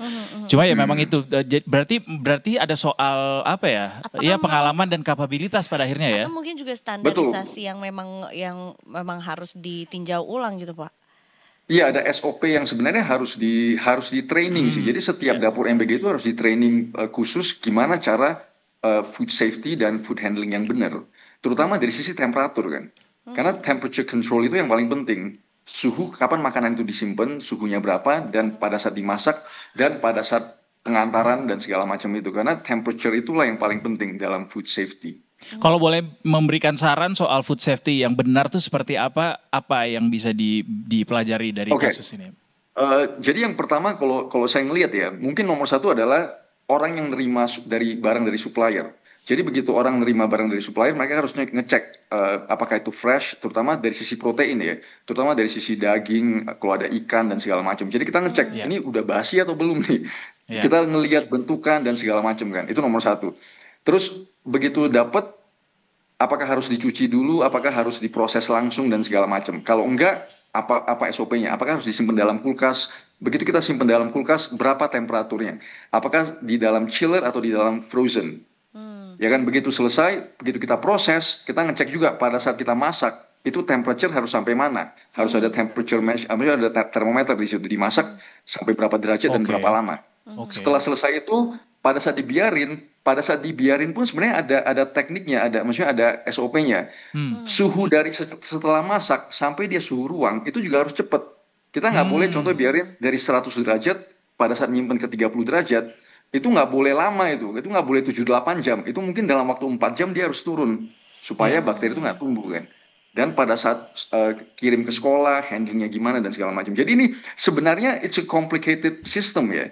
Kalau kita itu nggak terbiasa dengan food handling dan food safety, ini bukan serta-merta kita bisa langsung jalanin dapur MBG serta-merta begitu aja, tanpa training yang benar. Termasuk juga ada salah satu, ya ada satu komentar lah yang menyatakan bahwa salah satu penyebabnya juga memang kurun waktunya cukup panjang tuh antara proses memasak gitu ya, dari jam 2 pagi menyiapkan sampai akhirnya bisa dinikmati sama anak-anak di sekolah gitu. Itu pun juga menjadi salah satu faktor lainnya ya. Yes. Jadi kalau kita contohnya kan kalau saya di New Zealand ya. Jadi kalau kita ngelihat, saya kan bolak-balik New Zealand. Kalau saya dari sisi food safety di New Zealand itu kita nggak boleh, contohnya makanan itu dibiarin kalau kita jualan ya, itu nggak boleh dibiarin itu di bawah 60 derajat 70 derajat itu. Begitu di bawah 60-70 derajat, dan itu kan cukup panas ya, lebih dari sekitar 2 jam itu harus dibuang itu. Itu nggak boleh dikonsumsi karena very very strict kan. Jadi kalau di kita kan ya kita bisa bayangin kan kalau di Indonesia itu kayak gimana. Ada hubungannya nggak sih dengan ya kita tahu saat ini biaya untuk satu anak makan MBG ini di program MBG ini kan sekitar 10 sampai 15 ribu gitu. Ada hubungannya kah dengan biaya itu dengan pada akhirnya peningkatan pengawasan kualitas gizi atau mungkin kualitas pangannya gitu, Prof? Pasti ada sih. Kalau menurut saya sih pasti. Contoh kayak gini, seberapa banyak kulkas yang ada di dapur MBG itu kan. Pada saat nyimpen makanan dan segala macam berapa banyak kulkasnya, itu nomor satu. Terus yang kedua mungkin dari sisi kualitas air juga kan. Jadi pada saat kita memasak kita nggak tahu nih kalau misalnya kita masak ribuan berapa banyak air itu yang harus air bersih yang kita sediain. Kan nggak boleh pakai air keran ya. Air keran kan mungkin kualitasnya nggak sebagus contohnya pakai air filteran gitu. Jadi berapa banyak air yang harus kita sediain pada saat cuci, pada saat sterilisasi. There's so many, maksudnya banyak faktor di situ. Jadi makin banyak faktor itu kan biaya semua kan. Jadi kita nggak tahu nih apakah itu dari 10.000 sampai 15.000 itu apakah biaya mencukupi itu untuk memenuhi infrastruktur food safety itu. Tapi kalau soal biaya 10.000 sampai 15.000 itu dikategorikan bergizi, itu bisa jadi debatable ya? Itu debatable ya kan? Iya sangat debatable. Karena kan lagi-lagi ya kita bisa hitung ya 10.000, 15.000 ya bisa dapatnya apa gitu kan. Belum lagi infrastruktur yang harus dibangun, infrastruktur food safety dan food handling itu. Iya, termasuk juga berpengaruh ke jenis. Aku jadi penasaran juga soalnya tadi ngomongin soal temperature yang let's say nggak boleh turun di 60 sampai 70 derajat Celcius gitu ya. Yang artinya juga nggak semua masakan juga bisa harus dipanaskan dalam temperatur begitu kan. Let's say misalnya sayur, kayaknya kalau sayur berkali-kali ya. Betul. Jadi kan maksudnya caveat dari 60-70 derajat itu juga, maksudnya kan kita bisa turun ke room temperature tapi harus cepat juga. Jadi kita nggak boleh contohnya dari 60-70 derajat 8 jam gitu kita turun ke 30 derajat. Itu kan kelamaan ya. Jadi bakteri udah tumbuh tuh. Kalau kita bisa lebih cepat kurvanya, itu penumbuhan bakteri dan virus bisa ditekan. Jadi sebenarnya ada kurva-kurvanya itu sih kalau dari sisi food safety. I see. Jadi yang membuat seseorang keracunan makanan itu bukan karena makanannya, dalam kasus MBG ini ya, bukan karena makanannya dikasih racun atau punya kandungan berbahaya, tapi memang karena penanganannya yang salah gitu ya. Betul. Kalau dikasih racun kan, ya kalau kita ngelihat dari video-video yang beredar ya, itu sangat-sangat tipikal sekali symptoms food poisoning. Keracunan makanan dari sisi karena bakteri dan virus dan maksudnya keracunan makanan. Ada bedanya ya? Beda-beda. Kalau seandainya racun yang chemical apa ya namanya? Maksudnya kalau seandainya racun yang ditambahin itu pasti beda kan? Kayak lu berbusa terus kayak beda. Kalau ini kan dia pusing, muntah, diare, kram perut, ada sedikit demam, dehidrasi. Jadi kan itu typical sekali. Itu adalah typical food poisoning symptoms. Itu gejala food poisoning karena food safety itu ya. Oke. Dan kalau boleh nambah evaluasi begitu terhadap proses yang terjadi di lapangan saat ini, ada juga nggak hubungannya dengan jumlah ahli gizi atau tenaga ahli gizi yang mengawasi di lapangan sehingga akhirnya atau mungkin kualitas dari pengawasan yang ada di lapangan sehingga akhirnya ini nih bisa jadi kebobolan gitu soal penanganan makanan yang harus dijaga tadi seperti yang dijelaskan sama Pak Felix. Kalau menurut saya sih bukan permasalahan berapa banyak ahli gizi sih, karena ini bukan permasalahan. Lagi-lagi gizi ya mungkin kita kalau seandainya dari sisi gizi mungkin ada SOP khusus dari Badan Gizi Nasional yang dikasih ke dapur-dapur itu ya. Jadi kan tinggal diikutin. Tapi permasalahan di sini adalah food handling. Jadi yang harus diperbanyak pengawasannya adalah orang-orang yang mengawasi itu harus di training di food safety. Sesederhana itu ya? Ya, jadi ngeliat ini temperaturnya berapa, penyimpanannya gimana, SOP penerimaan fresh ingredients itu gimana, proses masaknya apa, setelah masak dibawanya gimana. Jadi itu sebenarnya yang harus kita cek. Atau yang sempat disampaikan juga sama Pak Felix di videonya bahwa ini tuh bisa jadi usulan menyederhanakan solusinya adalah mendekatkan dapurnya alias bikin dapur-dapur di sekolah gitu. Ya itu paling make sense ya, karena kan kalau kita ngelihat program makan siang gratis di luar negeri, kebanyakan itu karena mereka itu kan mengaktifkan dapur sekolah. Ya. Ya. Jadi ya sekolahnya dari sisi punya itu dapur udah sendiri gitu ya. Artinya makanannya jadi lebih fresh gitu ya ketika disajikan, nggak perlu ada penanganan yang lebih terlalu panjang atau perjalanannya nggak terlalu panjang juga, gitu ya. Betul, terlalu panjang. Jadi kan ini sedikit penambahan ya Mas Neka, khususnya bagi teman-teman yang nonton juga. Jadi ini ada yang namanya itu HACCP. Jadi kalau teman-teman yang familiar dengan proses handling makanan dan food safety, itu ada satu konsep yang namanya HACCP, Hazard Analysis Critical Control Points. Jadi itu sebenarnya kita bikin satu booklet gimana cara kita tuh menghandling apa-apa aja yang critical control points yang kita harus cek. Contoh masaknya di temperatur berapa, simpennya di temperatur berapa. Jadi ada sistemnya sebenarnya, itu HACCP. Itu kalau orang-orang yang di industri makanan pasti tahu.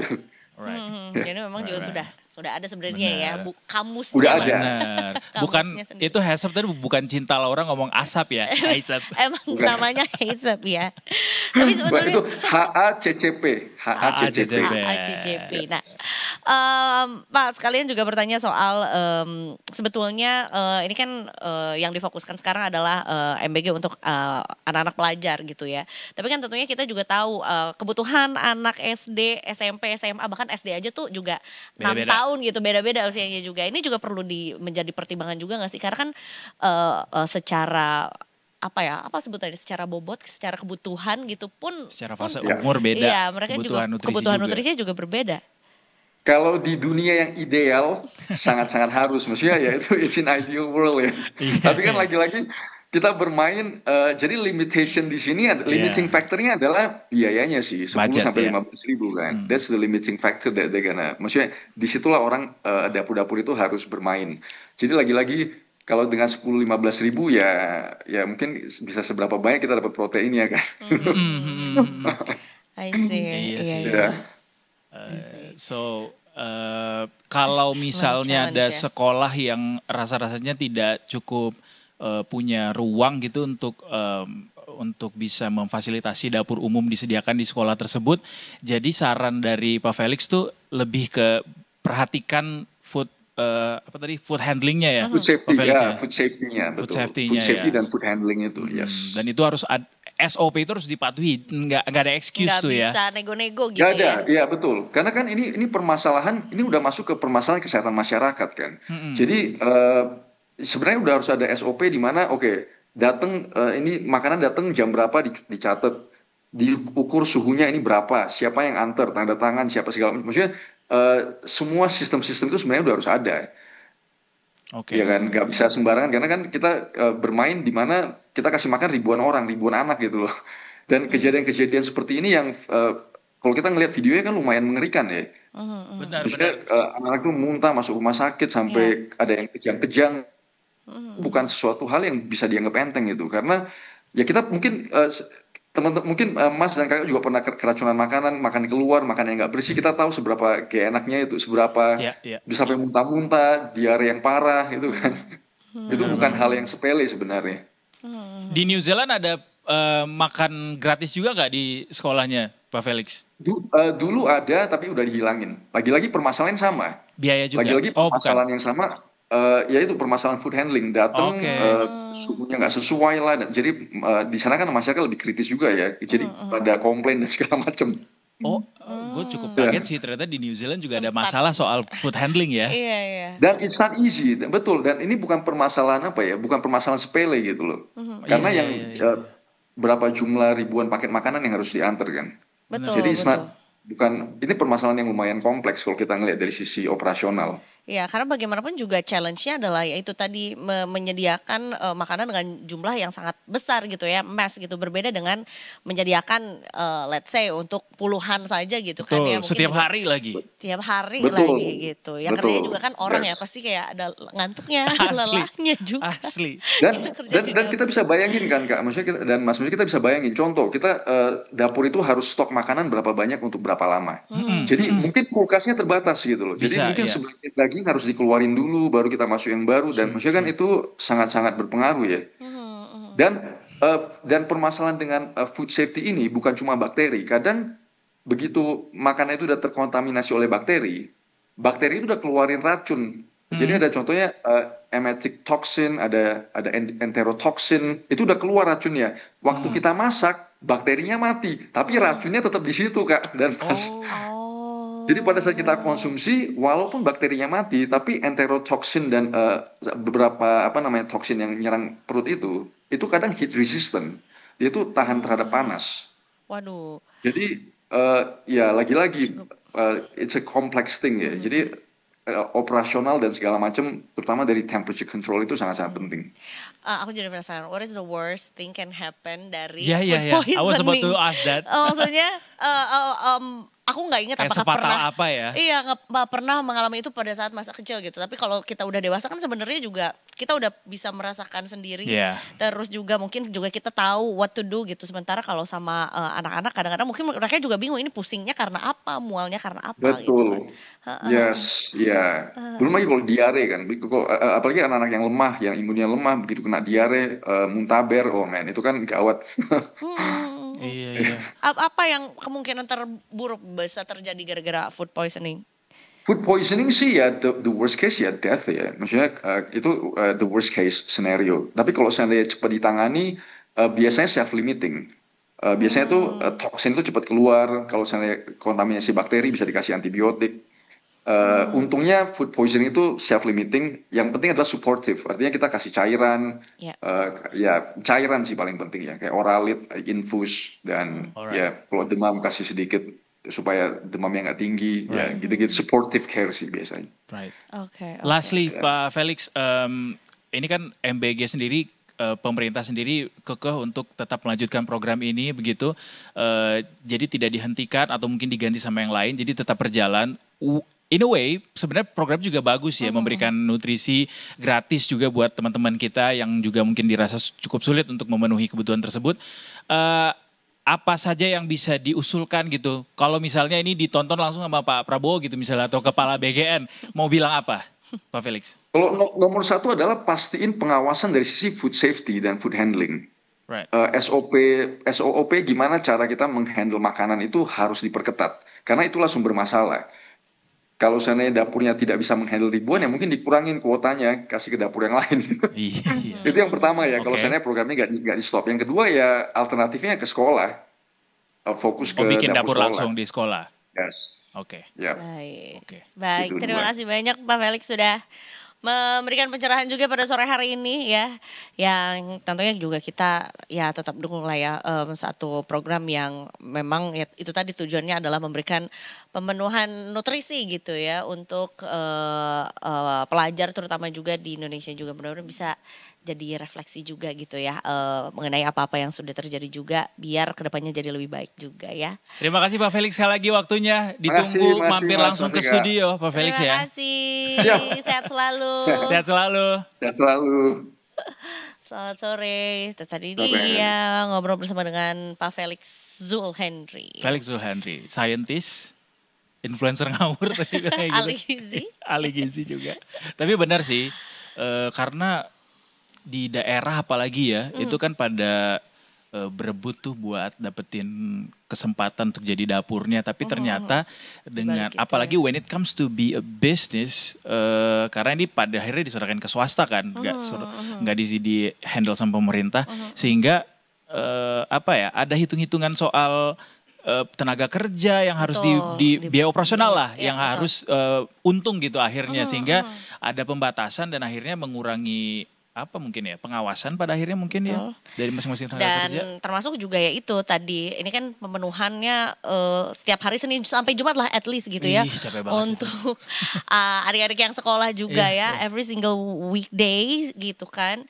Dan akhirnya yang dikejar adalah pemenuhan targetnya itu juga gitu ya. Dan pasti juga nggak mudah juga dengan untuk menyediakan makanan dengan jumlah yang sangat besar juga gitu. Semoga tadi videonya ditonton sama Pak Prabowo dan Pak Kepala BGN sehingga bisa ada evaluasi gitu ya. Yes. Kita ke Brigadir Ade dulu. Yuk Detikers, kita mau cari tahu kondisi jalanan sekali lagi sama Brigadir Ade. Selamat sore Brigadir Ade. Selamat sore Edo dan Eza. Halo, kali ini sudah berubah posisi juga, sudah siap untuk Simpang Gotri nih. Benar nggak Brigadir Ade? Dekat Kuningan, di Kuningan. Iya, di Kuningan ya. Ini cocok lokasinya untuk orang yang suka masak sampai ke Kuningan. Silakan Brigadir Ade laporannya. Gak usah dibahas yang itu ya. Baik, terima kasih Edo dan Eza. Selamat sore Detikers. Saat ini saya berada di kawasan Kuningan, Jakarta Selatan. Untuk arus lalu lintas pada sore hari ini dapat kita lihat bersama, yakni dari arah Semanggi yang akan menuju ke arah Cawang ataupun menuju ke arah Rasuna Said. Arus lalu lintasnya terpantau ramai lancar dan kepadatan arus lalu lintas terlihat kendaraan yang akan menuju ke arah Warung Buncit dari arah Cawang yang akan menuju ke arah Warung Buncit ataupun menuju ke arah Semanggi. Dan harap bagi para pengendara yang akan melintasi kawasan ini untuk tetap berhati-hati dan tidak menerobos lampu merah. Dan terlihat di kawasan ini sudah ada petugas kami yang bersiaga untuk memperlancar arus lalu lintasnya. Dan bagi pengendara yang akan menuju ke kawasan Warung Buncit, harap bagi para pengendara khususnya kendaraan roda 2 untuk tidak menggunakan trotoar jalan sebagai lajur kendaraan Anda ataupun sebagai tempat parkir kendaraan Anda. Dan bagi pengendara yang akan melintasi kawasan ini, kami menghimbau untuk cek kembali plat nomor kendaraan Anda untuk disesuaikan dengan peraturan ganjil genap. Dan bagi pengendara yang akan memasuki jalur tol dalam kota, untuk cek kembali kondisi kendaraan Anda, pastikan dalam kondisi prima. Dan pastikan saat menggunakan jalur tol dalam kota untuk tidak menggunakan bahu jalan sebagai lajur kendaraan Anda, dikarenakan bahu jalan diperuntukkan untuk dalam keadaan darurat. Dan kemudian kendaraan yang akan menuju ke arah Cawang dari jalur Semanggi, arus lalu lintasnya juga terpantau adanya kepadatan di kawasan tersebut. Karena bagi para pengendara untuk tetap bersabar dan mematuhi marka jalan yang berlaku serta arahan petugas kami yang berada di lapangan. Dan demikian informasi yang dapat kami sampaikan. Dan bagi Anda yang ingin mendapatkan informasi tentang kondisi arus lalu lintas terkini, Anda dapat menghubungi call center kami di 1500669 atau dapat melalui SMS center di 9119. Stop pelanggaran, stop kecelakaan, keselamatan untuk kemanusiaan, Indonesia tertib dan salam presisi. Demikian Brigadir Ade sedang melaporkan. Selanjutnya kembali kepada Edo dan Eza di studio. Terima kasih banyak Brigadir Ade untuk laporannya. Selamat ngenyimol. Cimol. Iya, ngenyimol. Selamat bertugas semua. Selamat bertugas. Kita break dulu karena kita lagi kepoin juga bahwa ternyata di atas Mall GI tuh ada helipadnya. Ada helipadnya ternyata, bener. Ya ampun, tahu gitu. Apa? Tiap ke GI pakai Transjakarta. Pakai otopet tuh, bukan helipad. Otopet. Habis ini nggak ada helipad. Abis ini justru kita mau nyanyi-nyanyi bareng lagi. Easy listening, musiknya cukup manis juga karena lagu terbarunya menggambarkan suasana lagi PDKT. Suasana lagi PDKT. Nggak gitu, tapi lagunya nggak gitu ya. Lebih kualitas loh daripada kita yang cuma meleset-melesetin doang. Siapa Detikers? Ada Eros Cokro. Abis ini kita akan ngobrol-ngobrol juga bareng sama Eros Cokro. Yes. Abis ini Detikers di Sunset Talk-nya Detik Sore. Ya, nggak cuma sore. Lanjut pura-pura ngobrol.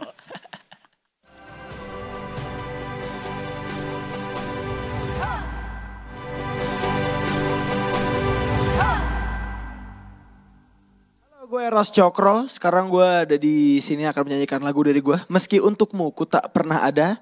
Lagunya tentang kita mencintai seseorang yang bisa kita lihat di online doang. Jadi intinya buat teman-teman yang ngefans sama seseorang, this one is for you. Let's go.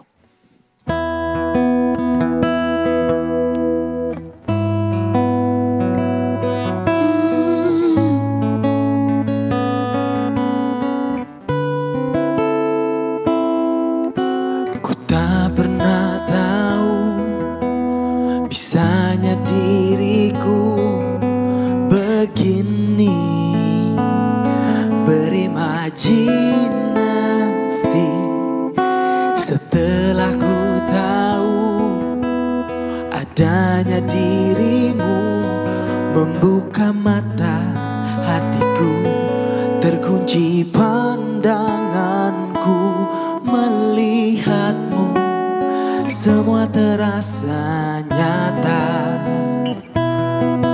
Walau dalam layar saja,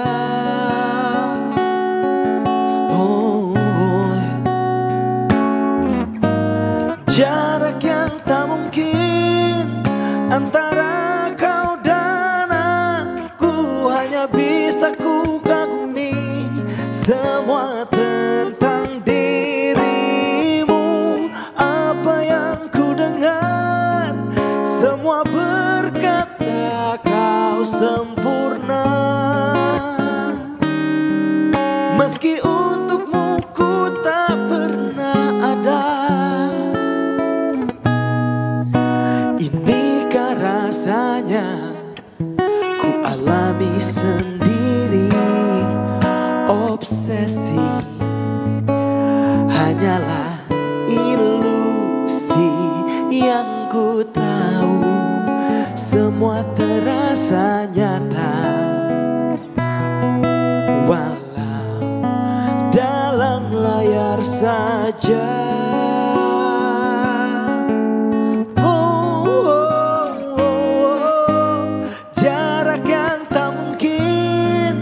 Antara kau dan aku, hanya bisa ku kagumi semua tentang dirimu.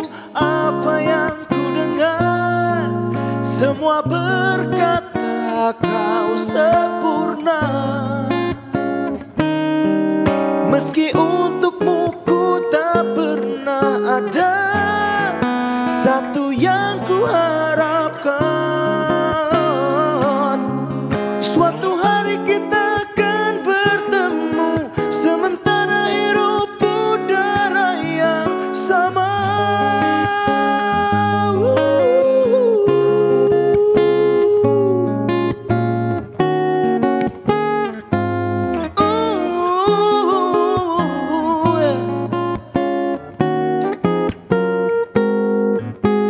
Jarak yang tak mungkin antara kau dan aku, hanya bisa ku kagumi semua tentang dirimu. Apa yang ku dengar semua berkata kau sempurna, meski untukmu ku tak pernah ada. Meski untukmu ku tak pernah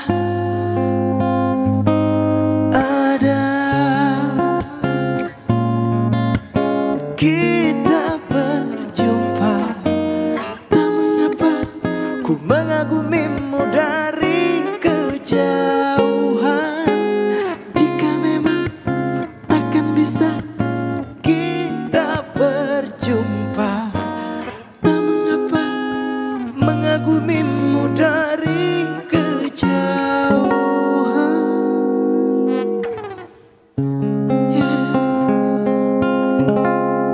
That was meski untukmu ku tak pernah ada. Hey, thank you so much. Alright, lagu kedua. Ini lagu single gue yang baru banget rilis beberapa minggu lalu. Baru banget, judulnya Sama-Sama Mau. Jadi inti lagunya sebenarnya intinya kalau misalkan lo deketin orang atau lo lagi sama seseorang yang lo mau, gak usah terlalu repot, lo cari aja yang sama-sama mau. Karena kadang-kadang dating is hard, love supposed to be easy. So this is Sama-Sama Mau, and it goes a little something like this. Yo.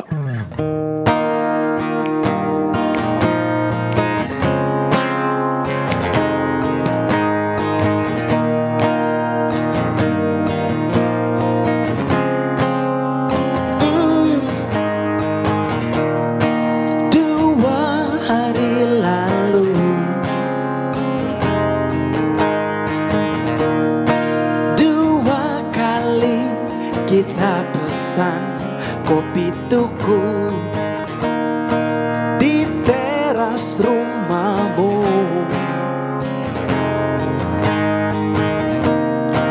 Hujan turun berikan tambahan waktu,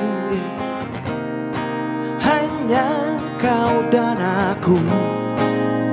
Oh, yeah. 2 jam berlalu,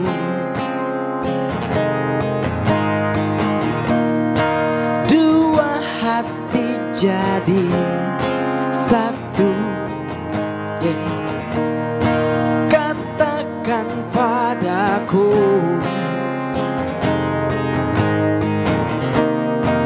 apa yang terlintas di kepalamu?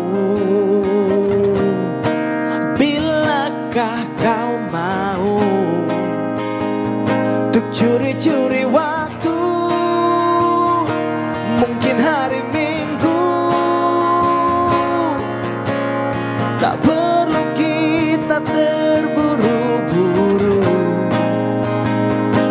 masih banyak waktu, kan berarti ragu. Kita sudah sama-sama tahu, sama-sama mau.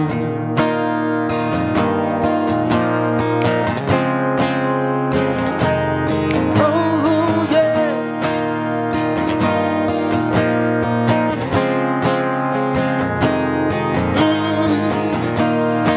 Bukan hal yang baru,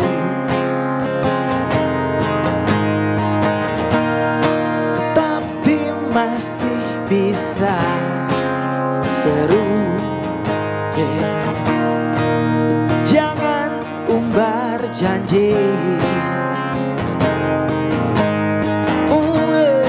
hujan belum berhenti untuk curi-curi waktu. Mungkin hari Minggu, tak perlu kita terburu-buru, masih banyak waktu, bukan berarti ragu. Kita sudah sama-sama tahu, sama-sama mau. Isyaratkan aku bila kita memang ditakdirkan untuk bersatu.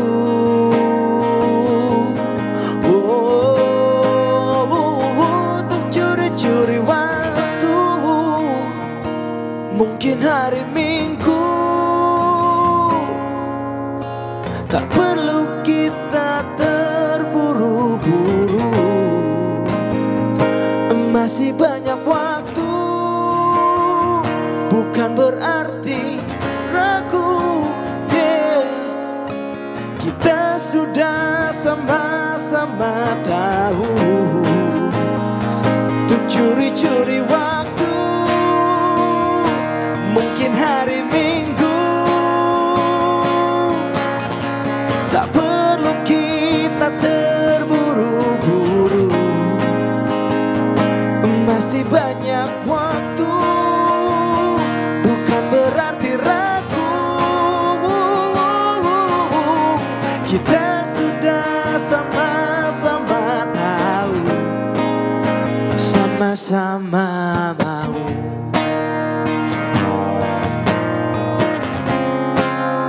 Sama-sama mau.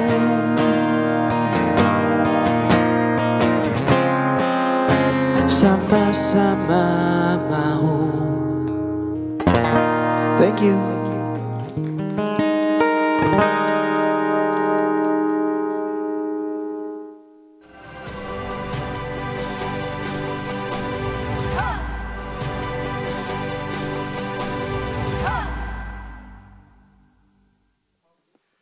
Welcome back to Detik Sore.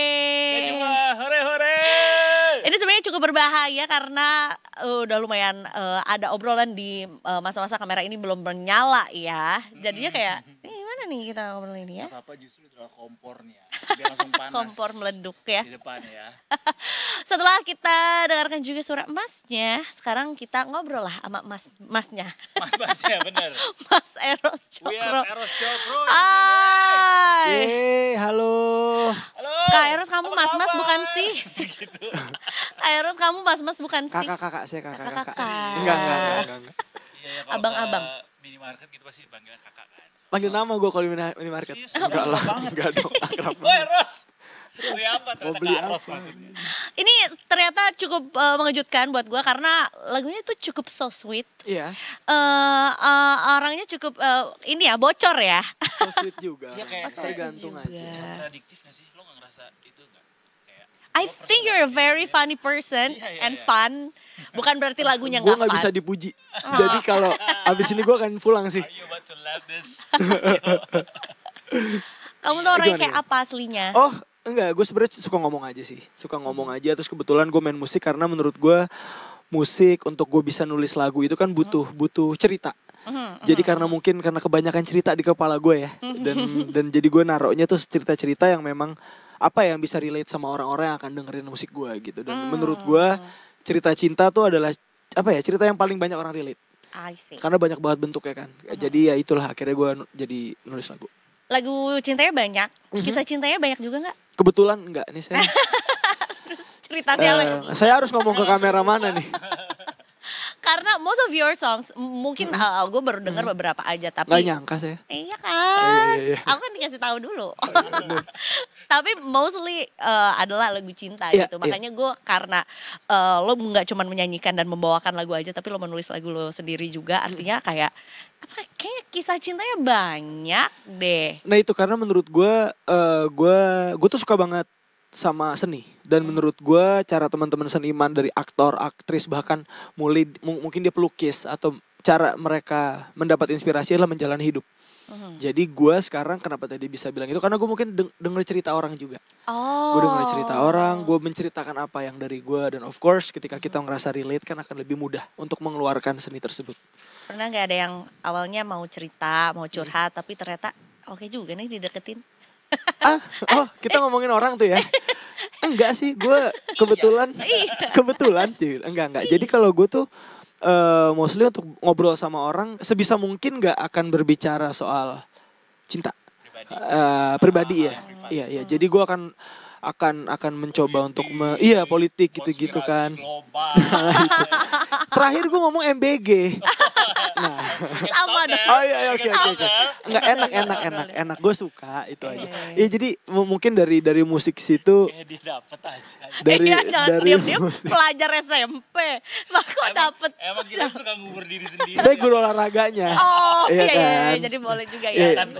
Kelihatan. Jadi ya gue mencoba untuk membuat orang relate dengan apa yang gue tulis sih, intinya gitu. Dan soal lagu cinta yang dirilis juga kayak ada pergantian mic ternyata saudara-saudara. Saya bawa mic dua-dua gak apa-apa kok. Gini gak biar kayak wartawan. Iya, pertanyaan selanjutnya. Ini 2 single tadi tuh baru dua yang baru dirilis di tahun ini. Iya, tahun ini. Atau ada lagi selain itu di tahun ini? Untuk tahun ini gue ngerilis 2 lagu tersebut yang meski untuk Muku Tak Pernah Ada sama mau. Karena 2 lagu ini buat gue perubahan yang cukup signifikan. Really? Ya, Dari jadi apa ke apa? orang tuh kalau misalnya ditanya orang yang mungkin mendengarkan gue dari lama gitu ya, Ros lo kan bukannya R&B dan mostly kan bahasa Inggris gitu. Dan dari tahun lalu tuh gue nulis lagu tentang cerita cinta juga dulu seperti dulu. Itu salah satu gue berubah tuh di situ. Gue jadi Indonesia R&B juga sebenarnya, tapi pendekatannya beda aja, lebih ke pop. Dan akhirnya meski untukmu terus ada sama-sama mau, itu akan jadi era baru buat gue. Tapi tadi tetap ada R&B-nya kok. Nah, kerasa soul-nya kok. Kalau hal ini spesialnya dibawain secara akustik gitu ya. Iya, kalau menurut gue soalnya aliran musik itu attitude. Sejauh apapun gue mencoba untuk menulis atau bernyanyikan lagu yang jauh dari apa yang gue coba bisa, pasti ujung-ujungnya akan kembali. Makanya gue gak bisa banget nyanyi dangdut dan nyanyi jazz, karena itu susah banget. Bisa tapi tetap ada R&B-nya. Jadi R&B. Ujung-ujung. Kenapa gak dut NB? Iya juga ya. Iya kan. Kenapa tadi? Nah, jadi intinya itu dia genre musik itu attitude menurut gue. Sejauh apapun pasti akan balik. Tapi apa ya, what makes you change gitu yang akhirnya kayaknya perlu nih ada pendekatan lebih ke pop gitu dari seorang Eros juga. Uang, enggak. Jadi kalau gue, gue tengah. Tapi selain itu, aren't we all? lebih ke itu dia relation kali ya. Biar orang yang denger tuh lebih mudah menggapainya. Mudah menggapainya. Gitu. Mudah didigest. Betul. Gitu. Kalau gue menganggap bukannya gue ngerasa musik gue rumit, tapi ketika gue menulis lagu yang lebih pop, orang akan kupingnya akan lebih oh iya gitu. Tapi ada nggak sih kayak gitu ya? Genre yang pengen lo explore gitu dengan solo yang ada di R&B dan sejujurnya jazz, tapi yang beneran pure jazz gitu, dan menurut gue itu susah banget. Susah banget. Jazz yang bukan Michael Bublé juga. Jazz Hayat. Penyanyi lain dari bukan jazz Michael Bublé juga ya. Michael Bublé, yang pure jazz bener pure jazz. Oke. Indonesia jarang tuh sama Om Indra. Gue kalau Indonesia yang maksudnya di angkatan gue ya, yang gue sangat bisa shout out buat Natasha Elvira sih gue. Natasha Elvira, she was here. Iya. Dia menurut gue the best banget. Iya. Kemarin kita juga cukup nganga sih pas dia datang ke sini. Kayak udah lama nih kita nggak ngelihat penyanyi cewek yang begini gitu. Dia the best banget.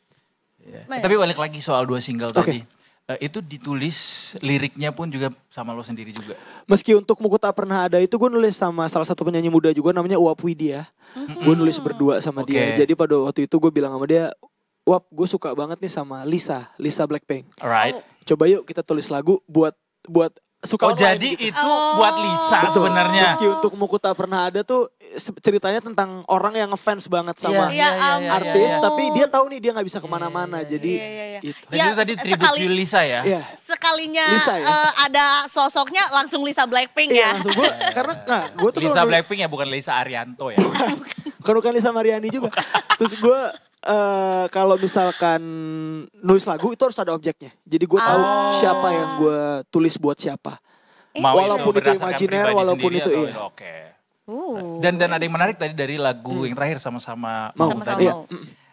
Semacam ada pendekatan penulisan lirik tuh dengan sesuatu yang kita biasa obrolin saat dalam percakapan sehari-hari, masukin nama brand kopi tadi, kemudian juga diksi-diksi yang lain juga. Apakah itu juga jadi satu pendekatan yang biar lebih relevan gitu sama gaya penulisan lagu masa kini? Jadi kalau gue Meski Untuk Muku Tak Pernah Ada dan Sama-Sama Mau ini, gue for the first time gue akhirnya bisa, bukan for the first time, maksudnya bener-bener gue nulis lagu sama seperti dulu juga. Single gue yang sebelum lalu itu gue nulis lagu sama orang. Karena gue selama ini nulis lagu mostly dari gue sendiri. Sekarang nih gue 3 lagu ini gue sama orang. Dan yang Sama-Sama Mau gue sama salah satu produser yang dia kemarin ngerjain banyak banget lagu, Pringgo Aryo namanya. Jadi cara dia menulis lagu tuh lebih ke percakapan sehari-hari. Jadi gue mencoba untuk mengincorporate apa yang gue punya. Mas Pringgo juga naruh, akhirnya keluarlah Sama-Sama Mau. Dan itu tuh cukup penting untuk bisa mudah diterima juga sama orang-orang gitu ya, sama masyarakat juga ya. Benar, kolaborasi gitu ya. I see. Dan menarik juga mengangkat ini Sama-Sama Mau ngomongin soal PDKT. Gue suka sebenarnya tadi quote yang sempat diomongin juga bahwa dating is hard, love should be easy. Betul. Supposed to be easy ya. Nah, karena kalau misalnya kita download dating apps gitu ya, tinggal di mana? Pertanyaannya masih sama terus. Kerjanya apa gitu? Maksud gue, it's hard for us gitu. Mungkin gue nggak merasa diri gue tua ya, tapi maksud gue ketika kita sudah berpengalaman untuk single terus lama ya, pasti pertanyaan pertama kan hobi lo apa? Ketika lo bisa sama, it's hard gitu. Dan ketika let's say misalkan ketika kita udah dinner atau kita udah lunch bareng, taunya saya hobinya berkuda, dia hobinya makan keju, kan saya bingung. Bisa makan keju di atas kuda. Betul, tapi kan kemungkinannya 0 ya. Kemungkinannya kan 0. Saya kira ya udah. Jadi menurut gue itu dating is hard, love supposed to be easy. Iya. What is your favorite pickup line? Jadi kesan. Kamu ayahnya my favorite pickup lines. Tapi itu mungkin kalau Indonesia gak banyak yang relate. Gue suka banget, are you from Tennessee? Are you from Tennessee? Because you're the only ten I see. Boom. Are you from Tennessee? Because I see Justin Timberlake in your eyes. Kalau tiba-tiba dia jawab, enggak, saya dari Parung. Jawabannya selesai. Iya. Gak lanjut ya? Langsung gue Membandingkan tangan ya, tangan lu gede gak? Enggak dong. Suara dari mana nih? Sorry. Aman. Kita punya tuan takut. Oh iya. Kalau itu di foto kakinya kenapa tuh? Itu di foto kakinya kenapa tuh? Nggak kenapa? Kenapa emang? Nggak kenapa-kenapa kan? Bisa jalan dong. Waduh, enggak tahu. Ternyata setelah in the name of effort namanya juga usaha. Apa dong? Itu nanya beneran. Enggak, itu percakapan. It's not a pick up line. Itu kan nyokap gue juga gitu, mama sakit kakinya, bisa jalan nggak? Aman. Gue nggak mungkin dong pick up line. Iya. Ya tergantung konteks ya. Atau rambut lo botak ya? Enggak, kenapa nggak bisa nyisir dong? Udah itu kan percakapan biasa. Aman aja sebenarnya, nggak apa-apa. Maafin aku. Nggak salah juga. Iya. Sama-sama mau udah dirilis berapa lama ya? Sebulan ya. Oh, sebulan setengah, sebulan 2 mingguan lah. Gimana mendapatkan respons dari para pendengar? Apakah ada masukan yang kayak, wow, ya juga ya gitu. Mostly yang dengerin gue dari lama mungkin mereka kaget ya, karena kok jauh banget terus dari apa yang biasa lo tulis gitu. Tapi kalau dari yang teman-teman yang baru denger, mungkin mereka, semoga harapannya ya mereka lebih nempel sama yang baru sih. Iya. Menyenangkan kok tadi mendengarkan, apalagi yang pertama tuh tadi agak susah dilantunkan liriknya, judulnya. Meski untukmu ku tak pernah ada. Muk tepak. Ada singkatan. Meski untukmu ku tak pernah ada. Meski untukmu ku tak pernah ada. Muk tepak, iya betul. Iya. Ini berarti the other side of Eros Cokro juga gitu Gondrong ya. Eros Cokro. Gondrong era. Berarti memang ditandai dengan warna musik yang sedikit berubah gitu ya. Termasuk juga kegondrongan ini juga ada fungsinya gitu. Sebenarnya gak sih, pengen panjang aja sebenarnya. Atau ada representasi apa gitu dengan gondrong dan juga album. Mungkin album yang akan keluar. Nanti album gue namanya Gondrong. Bohong. Enggak, bohong. Enggak boleh. Saya lucu tahu itu gondrong. Lucu, tapi lagunya lagu cinta semua, orang bingung. Ini gondrong doang gak nyopet. Gondrong, G-nya apa? Nyopet. Tapi nanti collab-nya bisa sama Firza. Ini kita live kan ya? Live.